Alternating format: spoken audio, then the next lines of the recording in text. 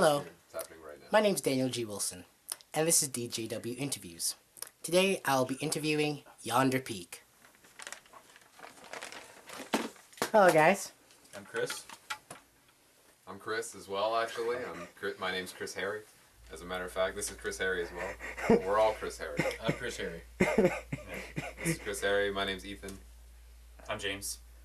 Alright, what instruments do you guys play? Alto sax and drums. We're exclusively a woodwind band, as a matter of fact. I play the guitar, and I sing. Yeah, I play bass. Cool. Now, to start off the interview, I have a question for you, James, specifically. Okay, sure. Explain the cadaver. Oh, the cadaver. Right, that's a picture of me playing bass on lying down, I guess. Yeah, it was taken, had a show at my place. Sometimes I put on just sort of shows at my house shows. It was your birthday And, kegger. yeah, it was my birthday kegger. And You got older that day. yeah, and why you were laying we were down. playing a set, and thought it would be a cool moment to lay down on the floor while I was playing. And yeah. He was just feeling extra old in that moment, Turned that out to be- particular day. Yeah, turned out to be a cool picture. And so now it's my signature move. The cadaver. I didn't realize that was the name. That's a good name for Yeah, that's Ruhan dubbed it the cadaver. That's Nice. our friend Ruhan. Nice. God bless that man. Amen. Explain that. What just happened? Oh, why is it called the cadaver? No, Or what? well, no, Ruhan. Oh, Ruhan? Oh, Ruhan. well, like, it's just, you know, it was my Facebook profile picture, and he commented on it as the cadaver. He just dubbed it. That's Because James looked dead, basically. right. That's It's what lying, Ruben was yeah, trying to lying say. down. You know, it's dead people lie down too, I guess. And Not all the relating time, it. though. Sometimes, Not all the time, sometimes yeah. they're Sometimes they're- sitting upright, Yeah, I guess. I mean, really, they could be in any yeah. position. If I died right now, I guess I'd be kind of like. Sometimes Yeah. there's this place you can go to where they keep dead people in piles of ashes. Sounds kind of They're interesting. not standing or sitting, they're just in a pile. Is that like you can get cremated, and instead of like scattering your ashes or putting it in an urn, you just like get to chill in like a pile? Yeah, it's like the Hall of Ashes. Is that the name of it? Sort of. Probably not. It's probably more like Remembrance Alley. I don't know. I believe it. Yeah. I don't want to work there. Probably not. Best to avoid that. Gets a little Don't want to dusty. avoid the cadavers. Unless it's James. Yeah, James is the only cadaver. Like, I mean, a pile of ashes and play bass very well, anyways. Yeah, yeah. This next one's for Chris. Tame Impala. Tame Impala, the band from Australia. Yep. What about them? You like them? Yeah, I think they're fantastic. I think the name of the guy who does it is Kevin. I can't remember his last name, but he's a really short guy, and his records are just quite fantastic. He has a really overall good grasp of everything. He does the whole thing, eh? Like all the instruments on the records? Yeah, pretty much. He does it all himself, and he has like B-sides that are just like super poppy sounding, but then he'll have stuff that just like completely overtakes you in terms of like synth and sound. And I don't know, he's all over the place in a good way. And he did a cover of Todd Rundgren's International Feel when I saw them play at the Phoenix. I don't remember when. It was like 2 years ago. But it was really, really good. He was pretty good live, for sure. That'd be a cool band to see. Mm-hmm. Yeah. So I guess he's got like a touring band, but he plays everything on his records. Yeah, pretty much. His band is just it's 4 friends, I guess. Something like that. They kicked out their old drummer. That dude looked like a girl. And it was just like the weirdest. Every time you saw pictures of them, you were just like, what's the deal with that person? Like, are they in the band? Like, now they have someone who just looks like an Australian boy who's into taking acid every now and then and lying by Bondi Beach. I mean, So, I guess they all sort of have that vibe a little bit. yeah, you know, the psychedelic heartthrobs of Australia. That's a good way to put it. All right. My next question is for Ethan. Yes, I'm ready. Ethan, Dan, and Chris Free.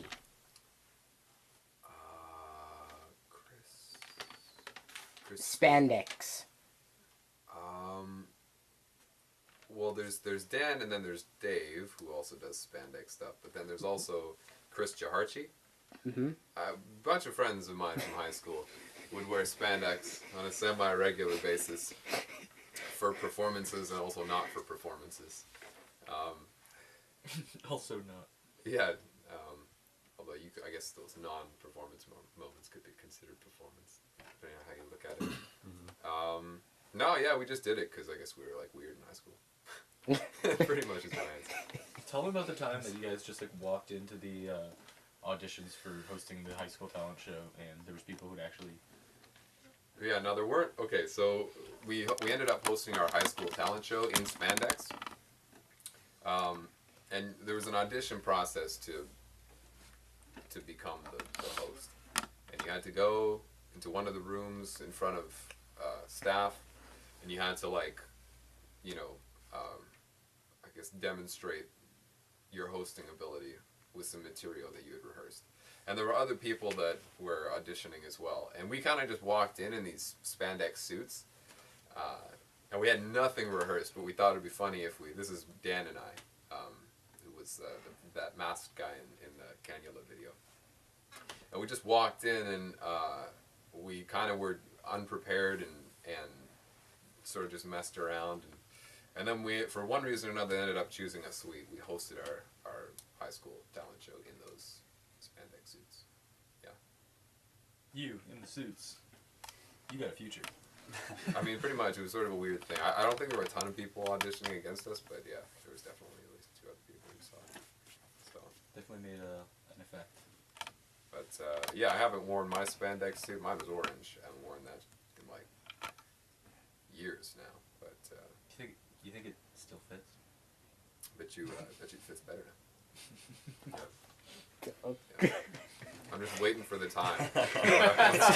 It's like Batman when he's got the bat suit, like it's hanging up and it's all on display, and he's like thinking about putting it back on. Is it kind of like that? Exactly. Yeah. I'm just waiting for the right moment when all the stars align, and then and Alfred is there, and then I'm gonna put it on. Then you'll ask him for the key to open the glass case in your, Like, in your, Mr. in your Wayne. boudoir. Yeah, and then I'll need to get Morgan Freeman's phone number and get him to like build me shit. I guess. That's what he does. Morgan Freeman is a very vital component of any fantasy. I would have to agree with that. Yeah. Yeah. Yeah. Yeah, he gets the job done.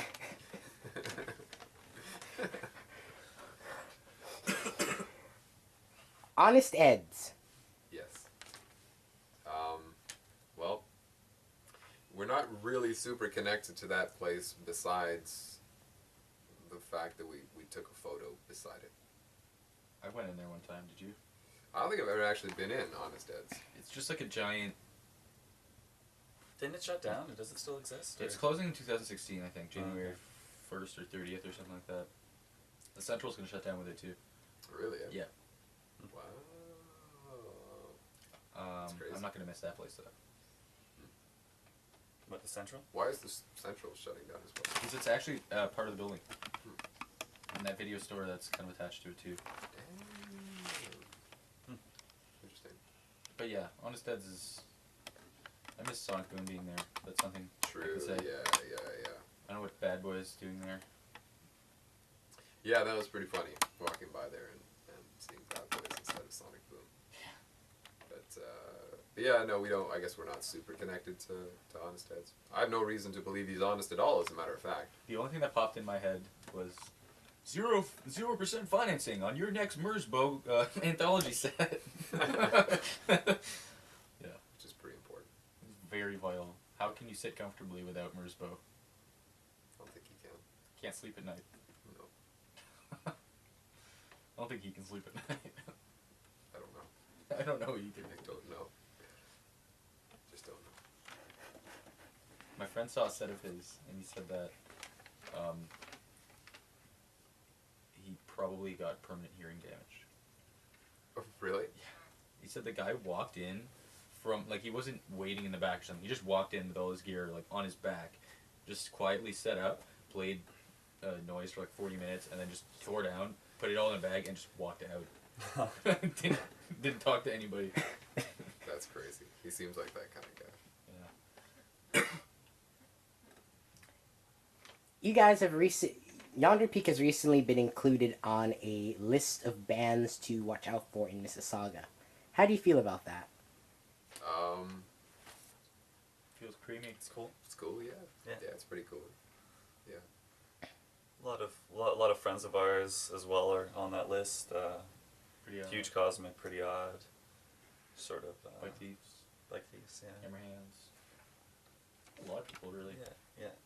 Terry Green as well, who you've interviewed in the past before. They were on that list as well. Yeah, and it was cool. It's actually like we actually know the guy. Maybe it downplays it, but we're friends with the guy who wrote that article. He's written an article about us before. He's in the Deadly Deadly Hopefuls, yeah, which is another great Mississauga band, or Toronto-based band, I guess. But yeah, they're pretty cool, and we're happy to be sort of recognized by, or like just helped out, I guess, by him and putting us in there. I guess it was the Mississauga News. Yeah. So, He chose a same picture. oh yeah, he uses the same picture every time. He uses a picture that we took. It was like just a quick Instagram shot of us at practice one time, and that's the only picture the Mississauga News has ever used of us. And just me and James look completely ridiculous, and Ethan just looks like Very really somber. Somber faced. Yeah. Yeah. But I guess that it's the list is bands to watch out for in 2015. So that means we really got to make stuff happen in 2015. And now it's 2015. Yeah, we gotta turn it on. I'm feeling the pressure. Me too. Excitement is the word. Yeah. Energy. Energized. But yeah, we've got some big things coming up. 2015, I think. Yeah. Planning a tour. Got a little tour cooked up on the hot stove. Yeah, so hopefully around July area, I think, is when we're aiming to do. Yeah, we're aiming that. to do a quick, like, 15 stop tour. I guess maybe like Montreal, and then through just some northeastern states, just really quick. And then we're gonna probably record our debut full length in August, I guess, something like that. Yeah, or the fall. After we tour. Yeah, those are our tentative plans. More music and more shows. More shirts. More shirts, yeah. More shirts. More dancing, more dance moves. Well, I plan on only dancing naked, so that's gonna kind of interfere with the whole shirt thing. More nudity as well, then. Well, that's gonna interfere with. This is getting too much now. I don't know if I can complete this interview. Feeling a little uncomfortable. It's okay. I believe you. Air the room out a little. I think you'll be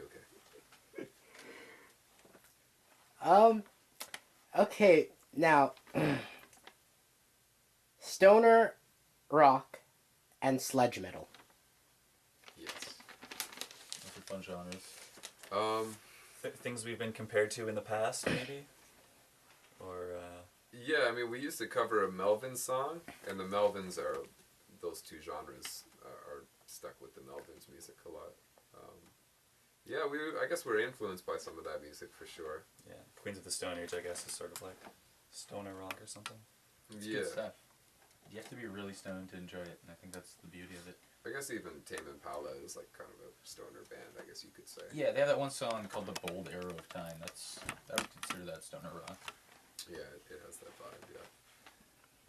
So yeah, I guess that was an influence of ours for sure. Maybe, I don't know, how do you think that, is that so much anymore, more so in the past, or how much does that hold up now?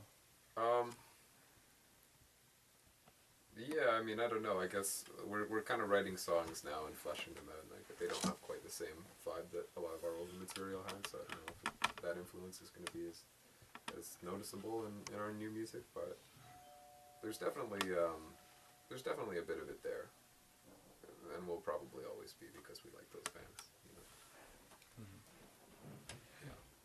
sat up all night listening to Electric Wizard. Ripping balls, bro. Electric Wizard rocks. I can't say I've ever had that experience. I have heard Electric Wizard. Sup, Mello. You ain't never been there, man. I'm thinking like maybe our stuff might be a little bit more complex. I mean, not that we're so complex. Maybe have more like busyness to it than maybe typical stoner rock. Well, When I think of stoner rock, I think of sort of really straightforward drums, kind of everything very locked in kind of thing. Like, there's this band called Sleep that has a song called Dope Smoker that's 60 minutes long, and it's relatively the same song almost throughout. But that's like stoner rock. But the grungy, like slow noise of it, I guess, is something that we can definitely relate to, I think. I guess we've got a bit more busyness. Yeah, we don't really we don't do a whole lot of drug references in our lyrics, I guess, either. I think a lot of stoner rock bands do that. Yeah, that's not like huge for us, I guess. We have made references to it, but it's not like a main thing. Mm-hmm. But yeah, we have other subject matter, I guess. We got the lyrics are pretty abstract, I guess. So maybe that can be considered as like, or misinterpreted as being drug related.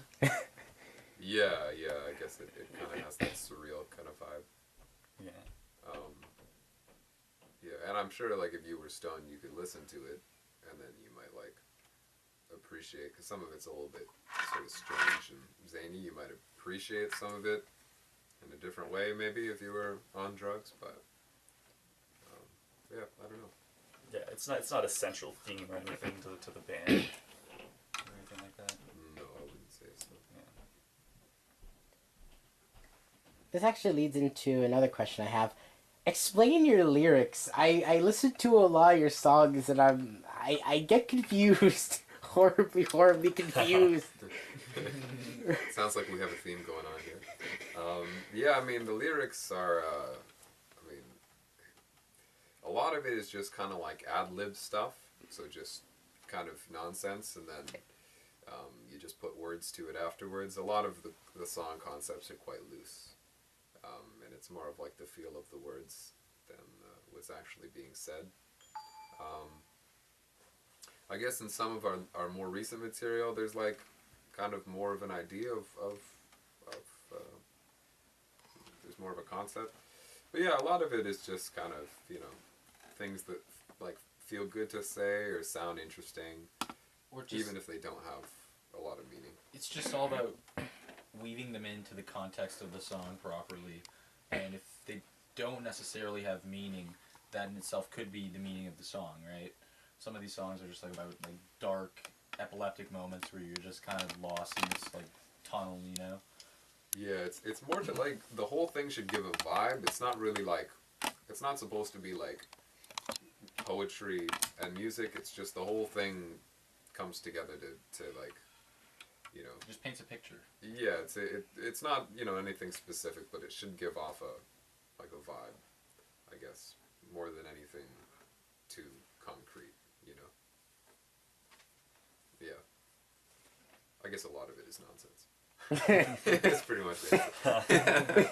Yeah, and that's all sort of part of developing as a band. You know, like figuring out the message, I guess, or how you want to communicate things. Because there is, I mean, like the songs are about something, right? Like you write, you have a theme or an idea, but it's kind of it's expressed in a way that's very open to interpretation, I guess. Yeah. It's very stream of consciousness, I'd say. A lot of it is, yeah, for sure. Yeah, I guess we've just tried to steer away from being too specific about something, you know. I always think it's cool. Like I like a lot of movies that I don't know, the movie ends and you're kind of like, you might have an idea what happened, but you're not like entirely sure, you know, and then you have to think about it. Yeah, I don't know, that's cool to me, I guess, when you have to like think sort of a little bit about. I think this like resolution at the end of movies thing, this is mostly like a Hollywood phenomenon, really. I mean, what is the point of the movie? For everyone to be happy at the end, or for us to see how people are doing, or for the main action, you know, the climactic point? That's what everyone should be focusing on, as opposed to like them actually like continuing on. It's like this weird romantic thing, I think. Yeah, I mean it's I guess it depends what kind of movie you're trying to make, but I don't think like I don't think there has to be a definitive like resolution for it to be good, you know. Like these people, like they redo these books into movies, and it's like they'll like rework like vital plot elements and like remove characters and just kind of like punch holes all over the place. I don't know. I don't think people were asking Shakespeare to write Hamlet 2, you know. Maybe they were. Maybe. Yo, Shakespeare, Hamlet was like really good, man. Yeah. Yeah, but Hamlet 2 was a good movie. That was a hilarious I've seen that. movie, That's yeah. Steve Coogan is amazing in that movie. Yeah. He's like a washed up drama teacher. Kind of bordering on gay, but not quite. It's so funny. He's like badgering out. Like that musical, and raped in the face, raped in the face. Yeah. Or he's like arguing with that kid, or he's like yelling, he's like, what do I need to do to please you? It's like his toughest critic, and it's just like this like 12-year-old kid. He's like, why don't you write something good? The kid's like actually like speaking like an adult. He's more of an adult than Steve Coogan. Have you considered making a play that's not based off a popular Hollywood film? Yeah, that was the one. Oh man. It's amazing. Yeah. Okay. You guys played a show once in Matt Miller's basement where you were all shirtless. Explain that show. Basically, there was supposed to be a show at this venue that's now closed called the Crazy Cactus. Oh, yeah. And essentially, Matt's band was on the bill, so he invited us over to his place. Said, "You guys want to just play a quick show? Just us two bands? Want to get something going?" And yeah, we did. And it was just really, really hot that night. And we were in the basement, and there was at least like 15 people in there. Everyone was smoking. It was just gross. So we were like, just fuck a big, it. sweaty, hazy basement. Well, it's sort of like this thing, because like for a long time, you guys would get shirtless while we play, but I would never do it. Yeah. That was, And then so that was like the first time I did it too. Yeah, I think, yeah. and that was sort of a part. I think I did it one other time too in my basement. yeah, So, I think so. But we don't really. Do we do that anymore? I don't know. Do you guys get We haven't shirtless played when you enough play shows. still? I don't even remember what we did the last few shows. Maybe. Yeah. It might happen. I opened my shirt at the other family show yesterday, but I didn't take it off. I was super You're self-conscious. changing your ways. Yeah. I'm Yeah. getting more and more adult each day. It's all part of the evolution as musicians. Exactly.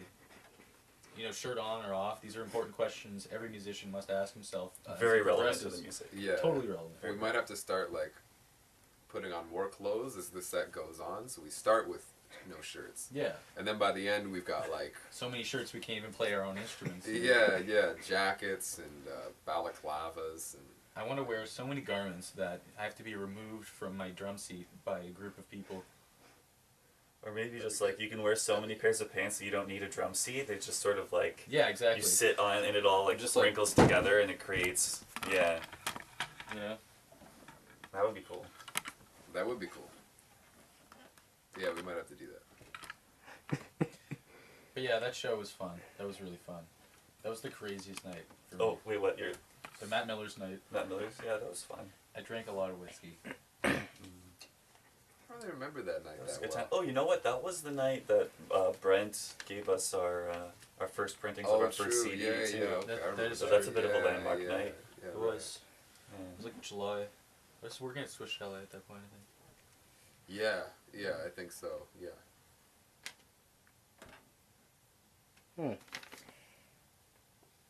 This next question is for Ethan. Ethan, you're a rapper. I mean, Explain. Dog pound. You-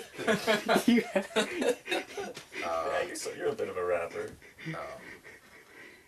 okay, well, I have made what I guess you would call rap music in the past. I guess you would call Part of a it. rap duo. Yeah. When I was in high school, at kind of the same time that I was wearing these spandex suits, so you can imagine the look and the vibe at the time. I had this thing called Cryptic Tongue, which was it was like a comedy rap duo. So we would do these electronic tunes, and then we would like, actually kind of similar to the lyrics I write now. We would just sort of rap nonsense essentially over them, and that was like the first kind of rap project I did, I suppose.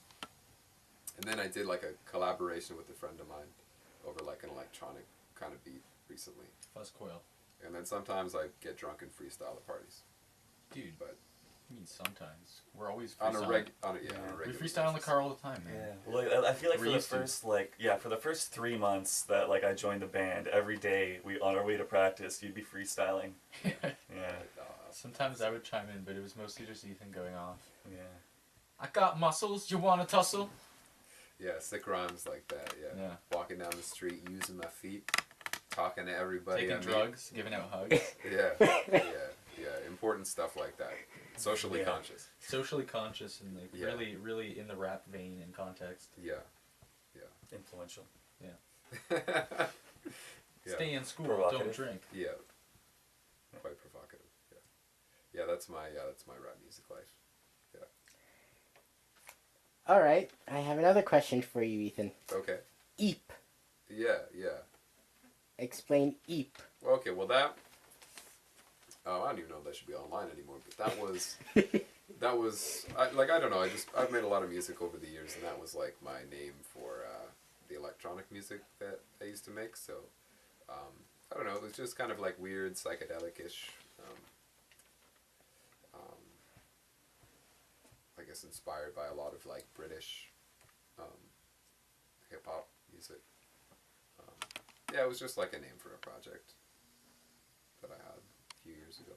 I haven't done that stuff in, it's probably been like 3 or 4 years. Maybe less, two or 3 years. You and me started playing together under the premise, performing that stuff, I think. That's true, yeah. So I guess that was like 2 years ago or whatever. Yeah, 2.5 years ago. So yeah, then I haven't done it in that long then. Yeah, just another project, pretty much.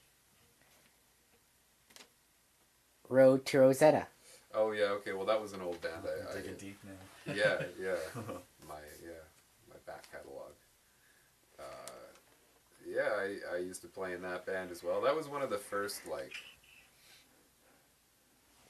That was my first band, I guess, where I was playing shows on a fairly regular basis. That was a Craigslist band, you know. I think I was 17 at the time. I joined that band. So that would be 5 years ago. I met them online, and then I started going to rehearsals, and it was in Toronto, so it was kind of a new experience. And we were working with a manager at the time, which proved to not be a fruitful experience ultimately. But it was a good. I guess I learned a lot of stuff in that band. Another fellow wrote the music. It was like a little bit more straight electronic rock and roll. So it was pretty removed from the stuff that we do now. But that band was a really good learning experience for sure. Very interesting. Yeah, I guess so. We had some pretty that band. There was a lot of partying, so a lot of wild experiences, and I still keep in touch with. Is Matt Fox in that band? Yeah, Matt Fox was in there. He's a really cool dude. What's he doing these days? He has a band called Red Steps. This is the bass player of Roads to Rosetta. I'm not even really sure. I guess sort of like a folk kind of. Indie folk. Yeah, definitely indie folk. And then they cover some contemporary tunes and country tunes and stuff. So yeah, that's kind of his thing. It's like Counting Crows meets. I can't believe I forgot the name of this band. Anyways, we can move on now. That my musical knowledge has failed me. Yeah, but that was. I guess that's pretty much it. It was just a short. It was probably 2 years long. Yeah. Now, my next question involves Myspace. Okay. On July 10th, 2010, I believe you played a show at the Rock Pile, or were involved with a show at the Rock Pile. And do you know that every single band on that event page links to a Myspace page? Okay, I believe it. Tell me about this event, and in what capacity were you involved with this? What show was that? At the Rock Pile, July 10th. I forget the name of the band. What? Do you know what band that was? Was that for Roads to Rosetta? I know that there was a band called the Catalyst playing, if that helps jog your memory. No. Probably Terror Ardor. To be honest with you. It was probably Terror Ardor, man. It could have been, yeah. But I don't think we played at the Rock Pile as Terror Ardor. I think you did, because I remember buying a ticket from Dave. That was the Reverb. Oh, yeah, you're I right. played at the Reverb. I did play at the Rock Pile one time with Roads to Rosetta, but I don't remember that show at all. We smoked weed beforehand, and we were drinking, and then my family was there, and yeah, we just played our half-hour set and recorded like 3 songs, I think, and then put them probably on Myspace as well, and then I went home. That was pretty much the experience there. Yeah, very like low key. I don't remember the other bands, to be honest with you. Myspace is kind of a funny thing that way because it's kind of in the past now. So whenever you, it's kind of like this graveyard of like lost music sometimes. Like there's like old bands, like old indie bands that never really went anywhere that I still like. I'll go to their Myspace because it's the only place I can still hear that stuff. Like there's like Streetsville stuff, like the Lava Witch. Yeah, I don't even know if that stuff. I think that stuff might be on Myspace. Yeah, or yeah, stuff like that. Yeah, it wasn't even that long ago that MySpace was like really popular. You know. Yeah, realistically, in retrospect, it was like 8 years ago. It doesn't feel like that long ago, but realistically, kind of. I feel like there's still some people on MySpace like 4 years ago, 5 years ago, something like that. Yeah. The lifers. I kind of miss it because it was like the main social network at the time, and it was so tied in with music. That's true. It was like everybody had a song playing on their profile. Everybody, you'd be friends with bands. It was much more music oriented. Now it's like the music part of Facebook is. Everything's compartmentalized now. Yeah, it's very compartmentalized. You have to get like external apps to like be able to listen to the music and everything. It's not really integrated as well as it was on MySpace. Yeah, MySpace you could just click play on songs, and now you have to like sign terms and conditions. Like what? Yeah, you Listen gotta to music. go to the page and then click on the proper tab for whatever it is. Yeah, that's a good point actually. Mm-hmm. Man, fuck Facebook. Fuck book. Fuck book. I think that's an actual website. Yo, Yeah. Oh yeah, actually. It's like My Hot Book or I something. believe it, yeah. MyHotBook.com. There's a few of those. Yeah. Yeah. They're like, start cheating on your wife today. MyHotBook.com. Yeah. There are 21 very wet and old housewives who are needing young men in your area today. Say no more. I'm there, man. Like that is it. I know. So those with those ads, they really go after people with low self-esteem. It's like, would you like to fuck ugly women? Yeah, Come yeah. to this website now. It's like, Fuck ugly women, no hang-ups. maybe I can't fuck a beautiful woman, but like, I bet I could fuck an ugly woman. Sounds like the plan for me, Ken. Yeah. This website's for me. Now, how do you get the women, like I always wonder, like, how do you advertise to the women to join that site? Do you say, are you an ugly woman? Would you, like, I don't know, or... Because it can't be free. Or is it, like... What woman would be like, yeah, sure, I'll put my body up on the internet for every man? Like, it doesn't work that way. It's like, those are usually credit card schemes. I think there probably is some kind of, like, social network hookup thing that just involves cheating on each other. Yeah, like AshleyMadison.com or Yeah, whatever. That's like an something old like one. that. We know way too much about porn. I was gonna say every man Yeah. watching is gonna know about those ads. Exactly. No one's gonna want to talk about it. They're probably finding it hilarious. Like who's Mandingo? Yeah, you can do that with porn stars. You can bring them up and like every guy in the room will be like, yeah, I know who she is. Exactly. Yeah. No one will ever talk about it, but they'll be like, yeah, okay. Yeah, it's an unspoken understanding. Yeah.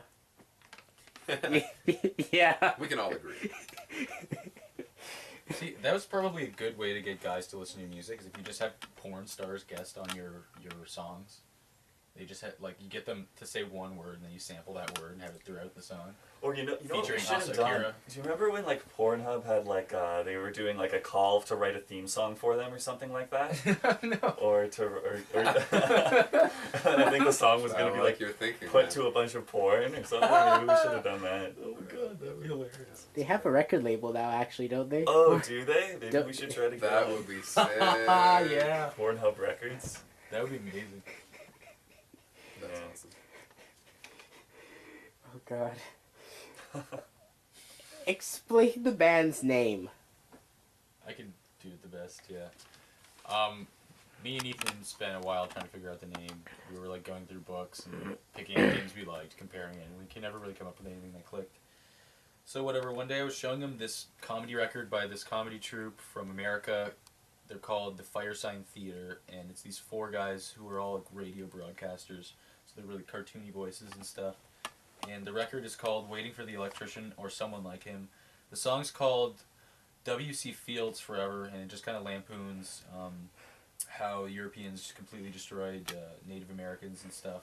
It's really kind of out of like Frank Zappa's book of sarcastic humor. But there's one point where this like wagon of travelers confronts the red man. I can't believe I just said that way. But it they say, howdy there, stranger. Mind if we put our antenna up on Yonder Peak? And yeah, we were like, oh, okay. Yeah, we just heard it. We were like, all right, That done works. deal. Yonder Peak, mountain in the distance. That was pretty much where we got the name from.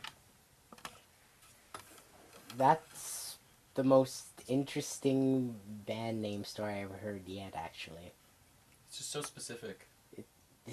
It's like a card I pull out. People ask me, and I'm just like, all those things. And then Yeah, I feel slightly superior, and they're like, oh, I don't understand white, but okay. yeah. I still haven't heard this thing. You were about to show it to me one night, but then we Yeah, ended up listening to like everything else on the record but that. yeah, I think so. We were drunk at my place. Yeah. I lent it to my friend. We'll listen to it at some point. Yeah. But Pretty we've funny. also sort of come up with a different meaning. to Yeah. it.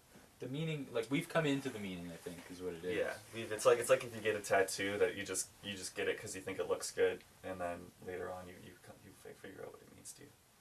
Totally. Yeah. I guess we kind of, like, if you want, like, a political explanation. What? Or philosophical. I guess more, yeah. Like, Political.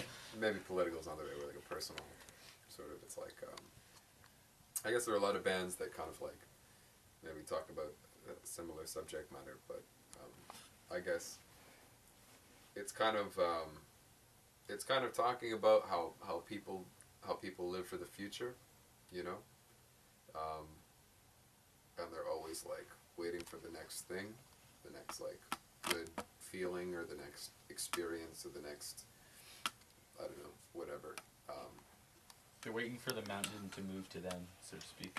Yeah, they're always chasing Yonder Peak, right? And so it's, you know, there's less of a focus on like now and being in the moment, which I guess a lot of people do, like meditation and yoga to try and get there.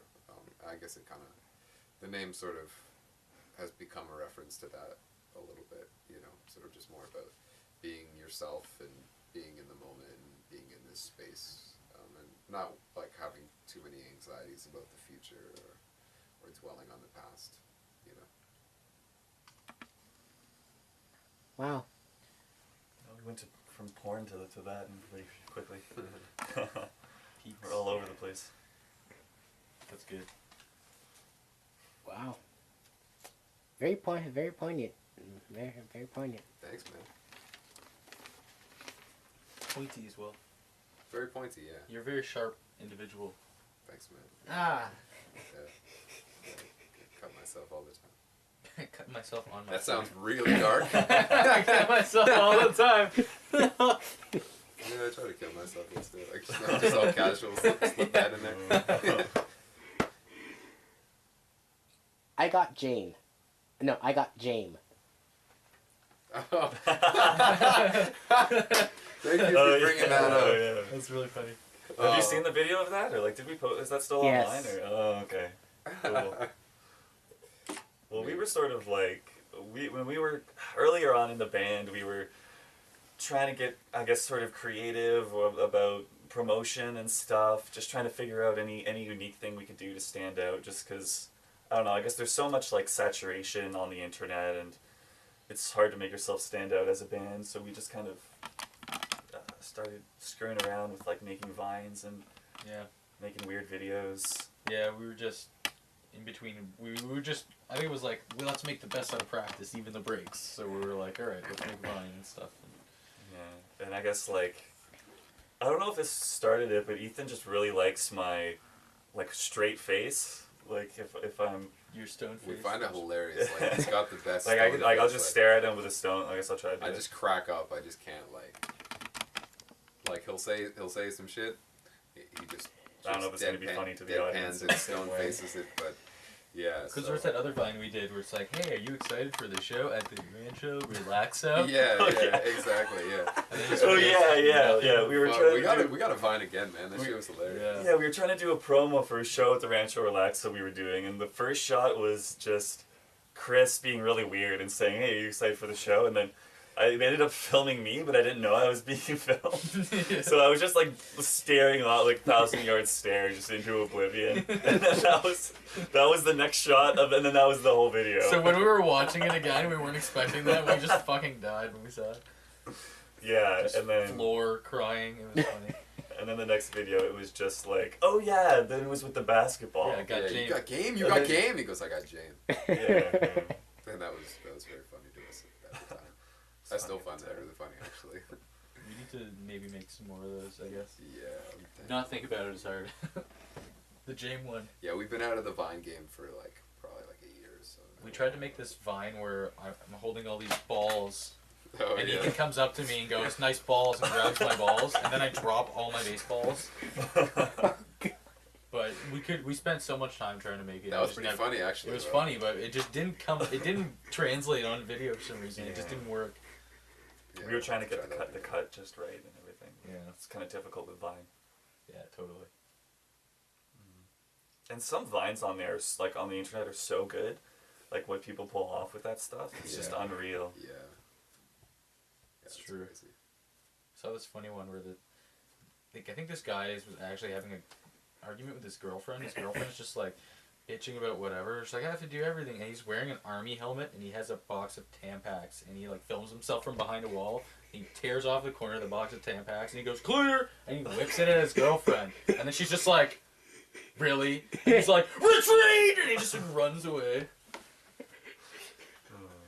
I was like, wow, someone would be willing to interrupt their own personal relationships for the sake of being funny on the internet for 7 seconds. That's what baffles me. Yeah, yeah. It's like, I hope that's Man, not people's real. careers will take off with Vine. Yeah, I heard that Shawn Mendes guy apparently got famous on Vine, and then that kind of helped start his music career. I don't know who that is. Yeah. I don't know who that is. He I does a think there's- song, like you know the song "Life of the Party." It's like Nope. it's like a pop ballad thing. I know that one. Yeah, you know the song I'm talking about. I like that song quite a bit. No, it's not. No, Ethan, that's not the song. I think Yeah, I it goes don't like know this, life of the party. It's actually very sad. Yeah, well, it's got a sad. It's interesting because it's got a sad vibe, but it's What, his more, career? It's more of aspiring. No, it's like the song. Oh. It's like got a really down tempo, kind of like moody feel, but the song itself kind of has like an inspirational message, I guess. Oh, I guess. I mean, I don't know. Have you guys heard OG Mako? No. Do you guys know who that is? No. He's like he's a rapper whose career got started. I think a lot of his popularity was through Vine because he has a song called "You Guessed It," and the hook is just he just goes, "Bitch, you guessed it," and that's the whole. And there's like a million Vine videos about that, just people like in various situations, and then they all end with the person saying, "Bitch, you guessed it." It's pretty good. You gotta see it. This is one of those like hype tracks, like party sort of. But yeah, that's another example. It's a big tune. It's a big tune. Big tune, Kevin. Kevin. Speaking of the Rancho Relaxo, in an article written about that particular event, you were described as a dirty progressive rock band. In several articles I've seen on the Mississauga News, you've been described as Primus meets Melvins. How exactly would you describe your sound? Oh, that's a good question. As elastic as anything else. I think we don't really So like. clear. It was very You're illuminating. as elastic as anything else. Well, I mean, we don't. I mean, like people who make those comparisons tend to have a particular song in mind. I think when they do that, and they don't consider the bigger picture. those tend to be just, you know, one song we happen to really like the riff for. Like, you know. well, like we covered a Melvin song once, and then Yeah. and then now we get compared to the Melvins, even though we don't really sound like them. Exactly, and like the bass line in Left in Blue, I suppose, is reminiscent of Primus. People have told us that countless times. Yeah, we get compared to Primus a lot, even though like we don't listen to Primus. I haven't really listened to much Primus, but I'm aware of him, but I really like it's mostly him. Yeah, I listen to quite a bit of Primus, but I only hear it in certain bits. It's not like it doesn't sound like a Primus ripoff. I think at one time I think we've been grooving with the label progressive punk or prunk. Yeah, I think that's a pretty good way to describe it, because we do have those progressive, like, I guess if you want to call progressive music with time changes and stops and starts and complicated parts, we have that. But it's also more like aggressive and abrasive than a lot of like progressive music is, progressive rock, so it's kind of a combination of those two things. I think we're just a band that draws heavily from being around each other and just really likes the riffs that we're playing. And when we write a song, we like it, and that's it. Yeah. We don't really like try to be anything. Sometimes it's something, sometimes it isn't. I don't know. Yeah. Like the progressive thing, it's like, what's progressive, right? I mean, how is it pushing music forward to play a time signature? Yeah, exactly, yeah. Yeah, it's not always with weird time signatures. It's not always. Oh no, exactly. We're trippy, elastic, you know, like we're all over the place. We just play what we like. Yeah. So yeah, for the Primus and Melvins thing, it's like, yeah, okay, cool. I like those bands. Yeah. Good bands. Yeah, there could be worse comparisons for sure. Yeah, definitely. Yeah, Better than like Justin Bieber or something. Yeah. You really remind me of the new Justin Bieber song. You really sound like that new Tyga record, you know? You really got that Tyga sound. Rack City, bitch. Was it? Baby ass Manuka. Baby ass Manuka. Yeah. Oh well, god. Hookah, yeah. I fucking saw. It's so atrocious. We should cover that song. Yeah. Dude, the first verse of that song, I think, was actually... Did they actually just... It sounds like the guy just got the shit kicked out of him. Because he just sounds so demented. He sounds like he actually has brain damage. I don't understand how this I think it's just a lot of cough syrup. Yeah. That's music. Yeah. That's art right there. It's a lot of rap music. No. Pretty much. That's a tough struggle.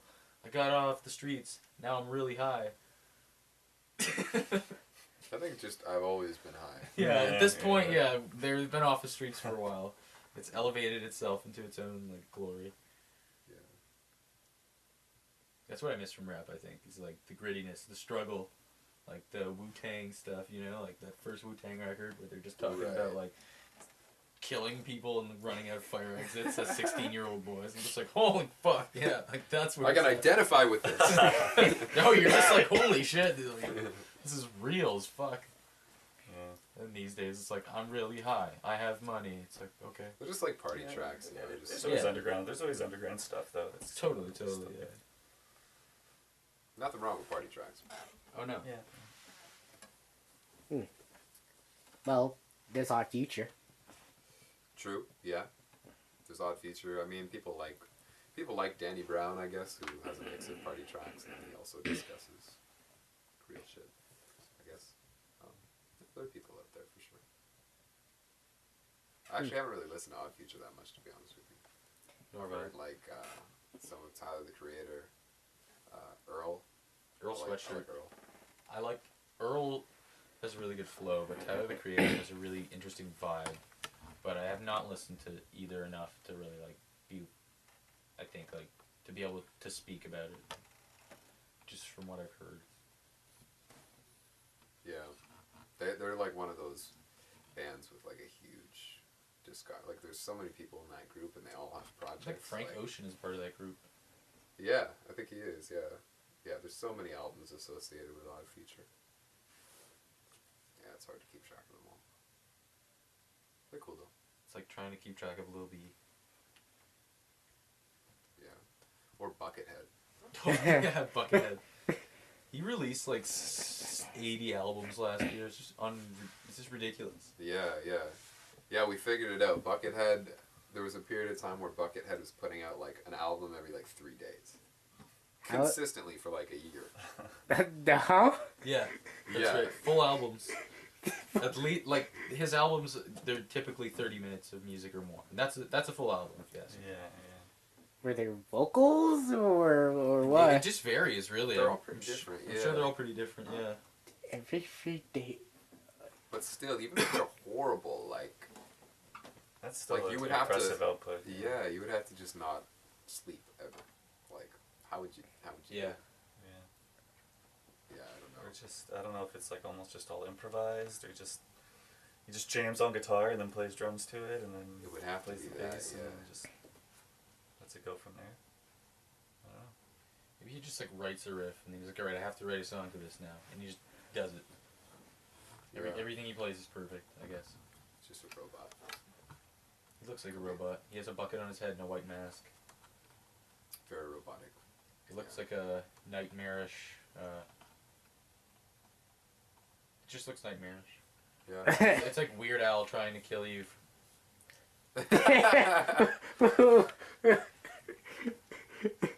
Yeah. But Weird Al's like friendly weird. Buckethead's. It's certainly weird. Yeah, he's certainly weird. That's, yeah, the best way to I'm gonna do it. put it. I've been Karen's eyeing is them not up doing so it long. any longer. Oh, Come on. I'm solid, man. Oh, you know what? Maybe. Oh yeah, you know what this one looks Go like. for the This is dough. gonna be awesome. I know what this is when I'm eating it. I'm gonna get pottery shit all over the couch. Just lean back. Yeah. Just get it all on my shirt and stuff. Just cram it down a funnel as you lay down. That's the way to eat a donut. Yeah. Slowly push it. It's gonna shit out into your mouth. Pretty much. The Yeah. donut turd will fall into your mouth.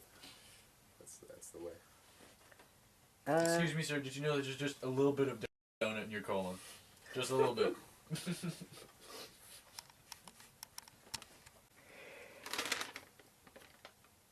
You've been releasing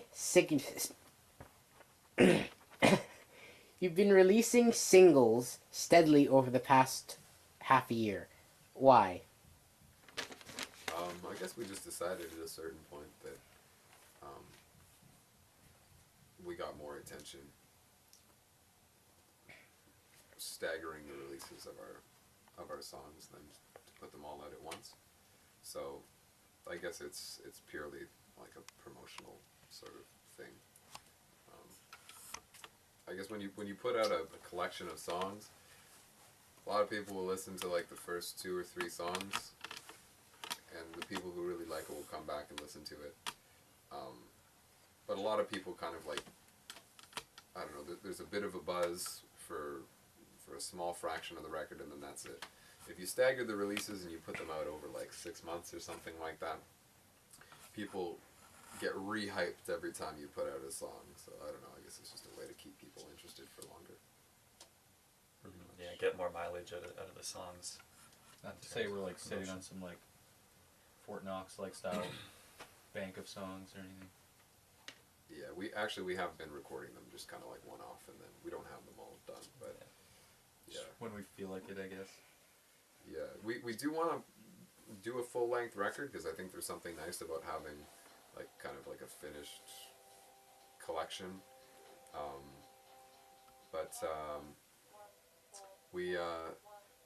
I guess it does at this point. I guess we feel like it doesn't really matter. Like, we're kind of just trying to get the music out there as soon as we can get it out there. I don't know, so people can listen to it and then they know it at the shows or whatever. It's all about having the capacity to tour and being flexible and not being able, like, because if people happen to like your songs a lot and then they want to see you play, right? So with James being away at school, we couldn't necessarily do that. So it wasn't necessarily a matter of us like holding singles back all the time. It's just all about like being able to function in a circle, right? And just to have the whole cycle of things go properly. Yeah, I mean, there's something to I mean, you want to pick your points when you're going to release something. You know, you want to. I don't know. We've been talking more about putting things out when there's like a show to do or something to build up anticipation or hype or whatever. Not that we have a lot of it, but you know, whatever you can get, type of thing. You know. Yeah, I guess that was our thinking behind doing that.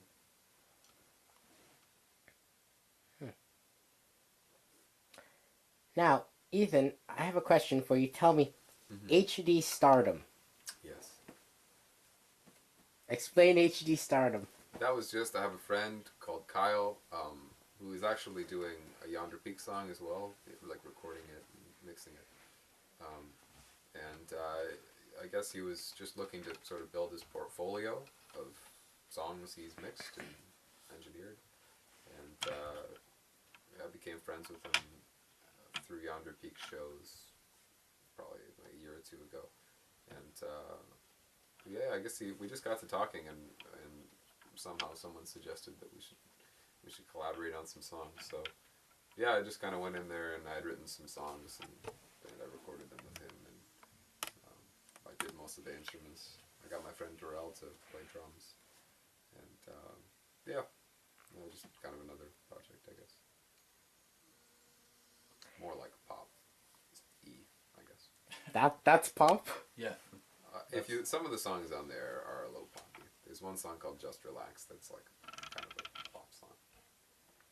Pop structured at least, I'll say. Yeah. It was actually meant to be a pop. And then you kind of go like, oh no, let's add that, and then it kind of becomes something else. But most of it was fairly pop structured, and it was meant to be like concise, you know. Yeah, not super rambly. I guess with Yonder Peak we'll do like instrumental interludes and jams and stuff like that. And with that project there really isn't any of that. So it's meant to just be like trimmed down. Did Kyle do a lot of like production on that album too, or they mainly just had to kind of record it? I guess he did. His production would be, I guess, the way that he mixed, the way that he panned. He edited the instruments. He changed a few sounds of synthesizers around, and then he'd make a suggestion every now and again about like maybe the placement of a part or something. But yeah, I guess I handled like a lot of those like instrument choice decisions, you know, things like that. But yeah, he definitely did contribute to the production. Yeah, he did an awesome job with the mixes and he put a lot of time into it. It was pretty cool. He also recorded our song Sobering Evidence. Yeah, that's true. Yeah, he did one song for Yonder Peak a while ago now, probably about a year ago or so. We recorded that in Metalworks, which was fun. Yo, it was in Drake's studio, yo. Yeah, apparently Drake had just finished recording his album like a week or two before we went in there. It was the same room. Bloody fucking people would not shut up about that there. They had it on all the computer screensavers was the Drake album cover, yeah. and I was just like, wow, like, so he took shits here for fucking 3 weeks, who cares? I mean, I guess it's cool that a record that big was made so close to home, but yeah, it was, you know, it wasn't. Trust me, man, bigger records have been made in Metalworks studio. Yeah, although that was a pretty successful record. Yeah, it's cool. It's cool. There's some. But yeah, I don't know. It was. That man just stands for everything that's wrong with music right now. Started from the bottom, now I'm at the top. You were an actor first, like. Yeah. Don't act like you're this. Unless he's referring to like the bottom of the music industry. Okay, well, he's still relatively at the bottom. He's just being like held at the top by like some really shiny arm. That shiny arm. Some robotic shiny arm. It's like, you know, you would be nowhere if it wasn't for me. And he's just like, I'm Drake. God. Quivering in all of his uselessness. I'm just for some reason I'm picturing like the Master Hand from like Super Smash Bros. Man. Holding him up. Drake would be the best Super Smash Brothers character. That would be fucking We should do hilarious. the Drake celebrity. It'd be funnier if he was in the wheelchair too. The Just Degrassi whipping one. around in a wheelchair, smashing. Oh, the yeah, mess it's up one the of like the alternate, like there's like a transformation. You can be like yeah. Degrassi Drake, or you can be like music. Just like music career rings Drake. wheelchairs. Yeah. Man, because he's a Nintendo character. Nintendo franchise. Degrassi. Oh god. Degrassi was a game. Now, in the video for Cannula, Yes. it features kind of a large assortment of members of the Mississauga music scene. Explain how that came about. Oh, those are just friends of mine. We're friends with Matt Miller, who is in BNSJT and also does the poetry slams. We flip tables. We Flip Tables, yeah, is the name of that like poetry organization. Huge Cosmic, we've just been friends with them for a while. I think we started around the same time as them, and Chris played in a band with Jacob. Yeah, we's homies. Yeah, they were in a band for a while before that. So Not even a year, but yeah. yeah, so and I guess I don't know if you guys were friends before that, but Oh yeah. so Yeah. we've known them for like quite some time, and yeah, I don't know, it was really like that whole thing was really impulsive. It wasn't like, I mean, I thought of the video, I guess, but like most of the people being in there and I don't know, I guess the decision to actually do it, all that stuff was just kind of spur of the moment. Like, all right, let's do this. Are you down? Okay, cool. It was all very quick. There's one thing I noticed in the video at the very end when like they're all holding you and you're wrapped. There's some people off in the distance in the hills. Yeah. Who is that? Those are just people that walked into the shop. Like, you gotta understand, when we filmed it, we went to the Badlands, and there was people everywhere there. Like, there was That's like the quarry thing, right?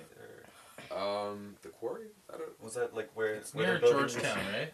Oh, okay, this is something else then. Is it near Georgetown? Fuck, where is it? It's like if you're going north. I forget where. I actually don't remember where it is. I drove there, but I'm terrible with directions. It's somewhere north of like Streetsville. Yeah, I think it's getting close to Brampton. Anyways, yeah, it was. Yeah, we went there, and it was like there's families everywhere there, like just people walking around taking pictures, because it's like these big rolling hills. So we walked up there and set up the camera, and then I just took off my clothes and they wrapped me in saran wrap. And so people were just walking by being like, like, what's going on? Like, what's up? And if you have a camera and you say you're doing art, people will let you do pretty much anything. So we're just like, yeah, we're filming a video. And everyone's like, cool. If we had no camera there, people would be like, what the fuck are you doing? Like, get out of here. So kind of give us a pass for that. So, yeah. It was funny, like with that shot, I noticed like the people kind of walk in and then like it starts to get blurry. Like, were you kind of trying to cover up the fact that there were people there not supposed to be No, there? I didn't care about that. That was, that shot, I was just, I don't know, I thought it was just a weird shot. And there was like, the guy's head looks up, so I just put that in there. My fucking favorite part is when Dave is like, and it's not even lit. I just love that it's not lit for some reason. I don't know why. It just kills me that he's just like puffing away on this wet, empty cigar that's not even lit. Yeah. Why? It's just so fucking funny looking. Yeah, I just really like the shot when Jacob and Dean are walking down in the suits. they were awesome. Yeah. That was a really good moment. They were really cool. It's like they're like coming to purchase you. Actually, truth be told, the idea was that they were gonna kill me. Like that suitcase was supposed to have a gun. Yeah. And then we just didn't have time to film it. But what was supposed to happen was they walked towards the camera, and then the next shot I'm there all tied up, and then there's a shot of me on the ground, and then they open the suitcase and take out a gun, and they're supposed to kill me. That was what was supposed to happen, but we kind of had to improvise because the sunlight was going down, and some people had to leave. So, but yeah, so we just made do with what we had. Nice. Definitely worked out. It's fun, man. It's a lot of fun to do that video. Yeah. We should definitely do one like that for Yonder Peak. Just like I'm down. rent a camera again and just plan it all out. And Yeah, might as well. I mean, like now that you've already done it, you know. Bud. I definitely, I definitely know what I would do like differently. next Yeah, time to streamline the process. Yeah. Cool. if you do another video like that, can I be involved? Absolutely, man. Hey, man. Yeah, totally. Yeah, I would love that. Yeah, the more people who are involved, the better. For sure. Yeah, yeah. We should make it like really big, like everyone in the music scene we know. That would be awesome. That would be cool. I actually have one idea for a video that I would require like 100 people. Really? Yeah, for like one shot where they're like running, Oh shit. chasing. That would be awesome. But so if I can get 100 people together, that would be a cool thing to do. So you might be able to pull it off. It's brilliant. 100 people, one camera. It would actually be like a cell phone, where you'd be running with the phone, and you'd be like doing a selfie. Doing a selfie. But behind you is 100 people. Oh. That's gangster. Actually, it's just a selfie, but it's cool. Not gangster. It's pretty gangster.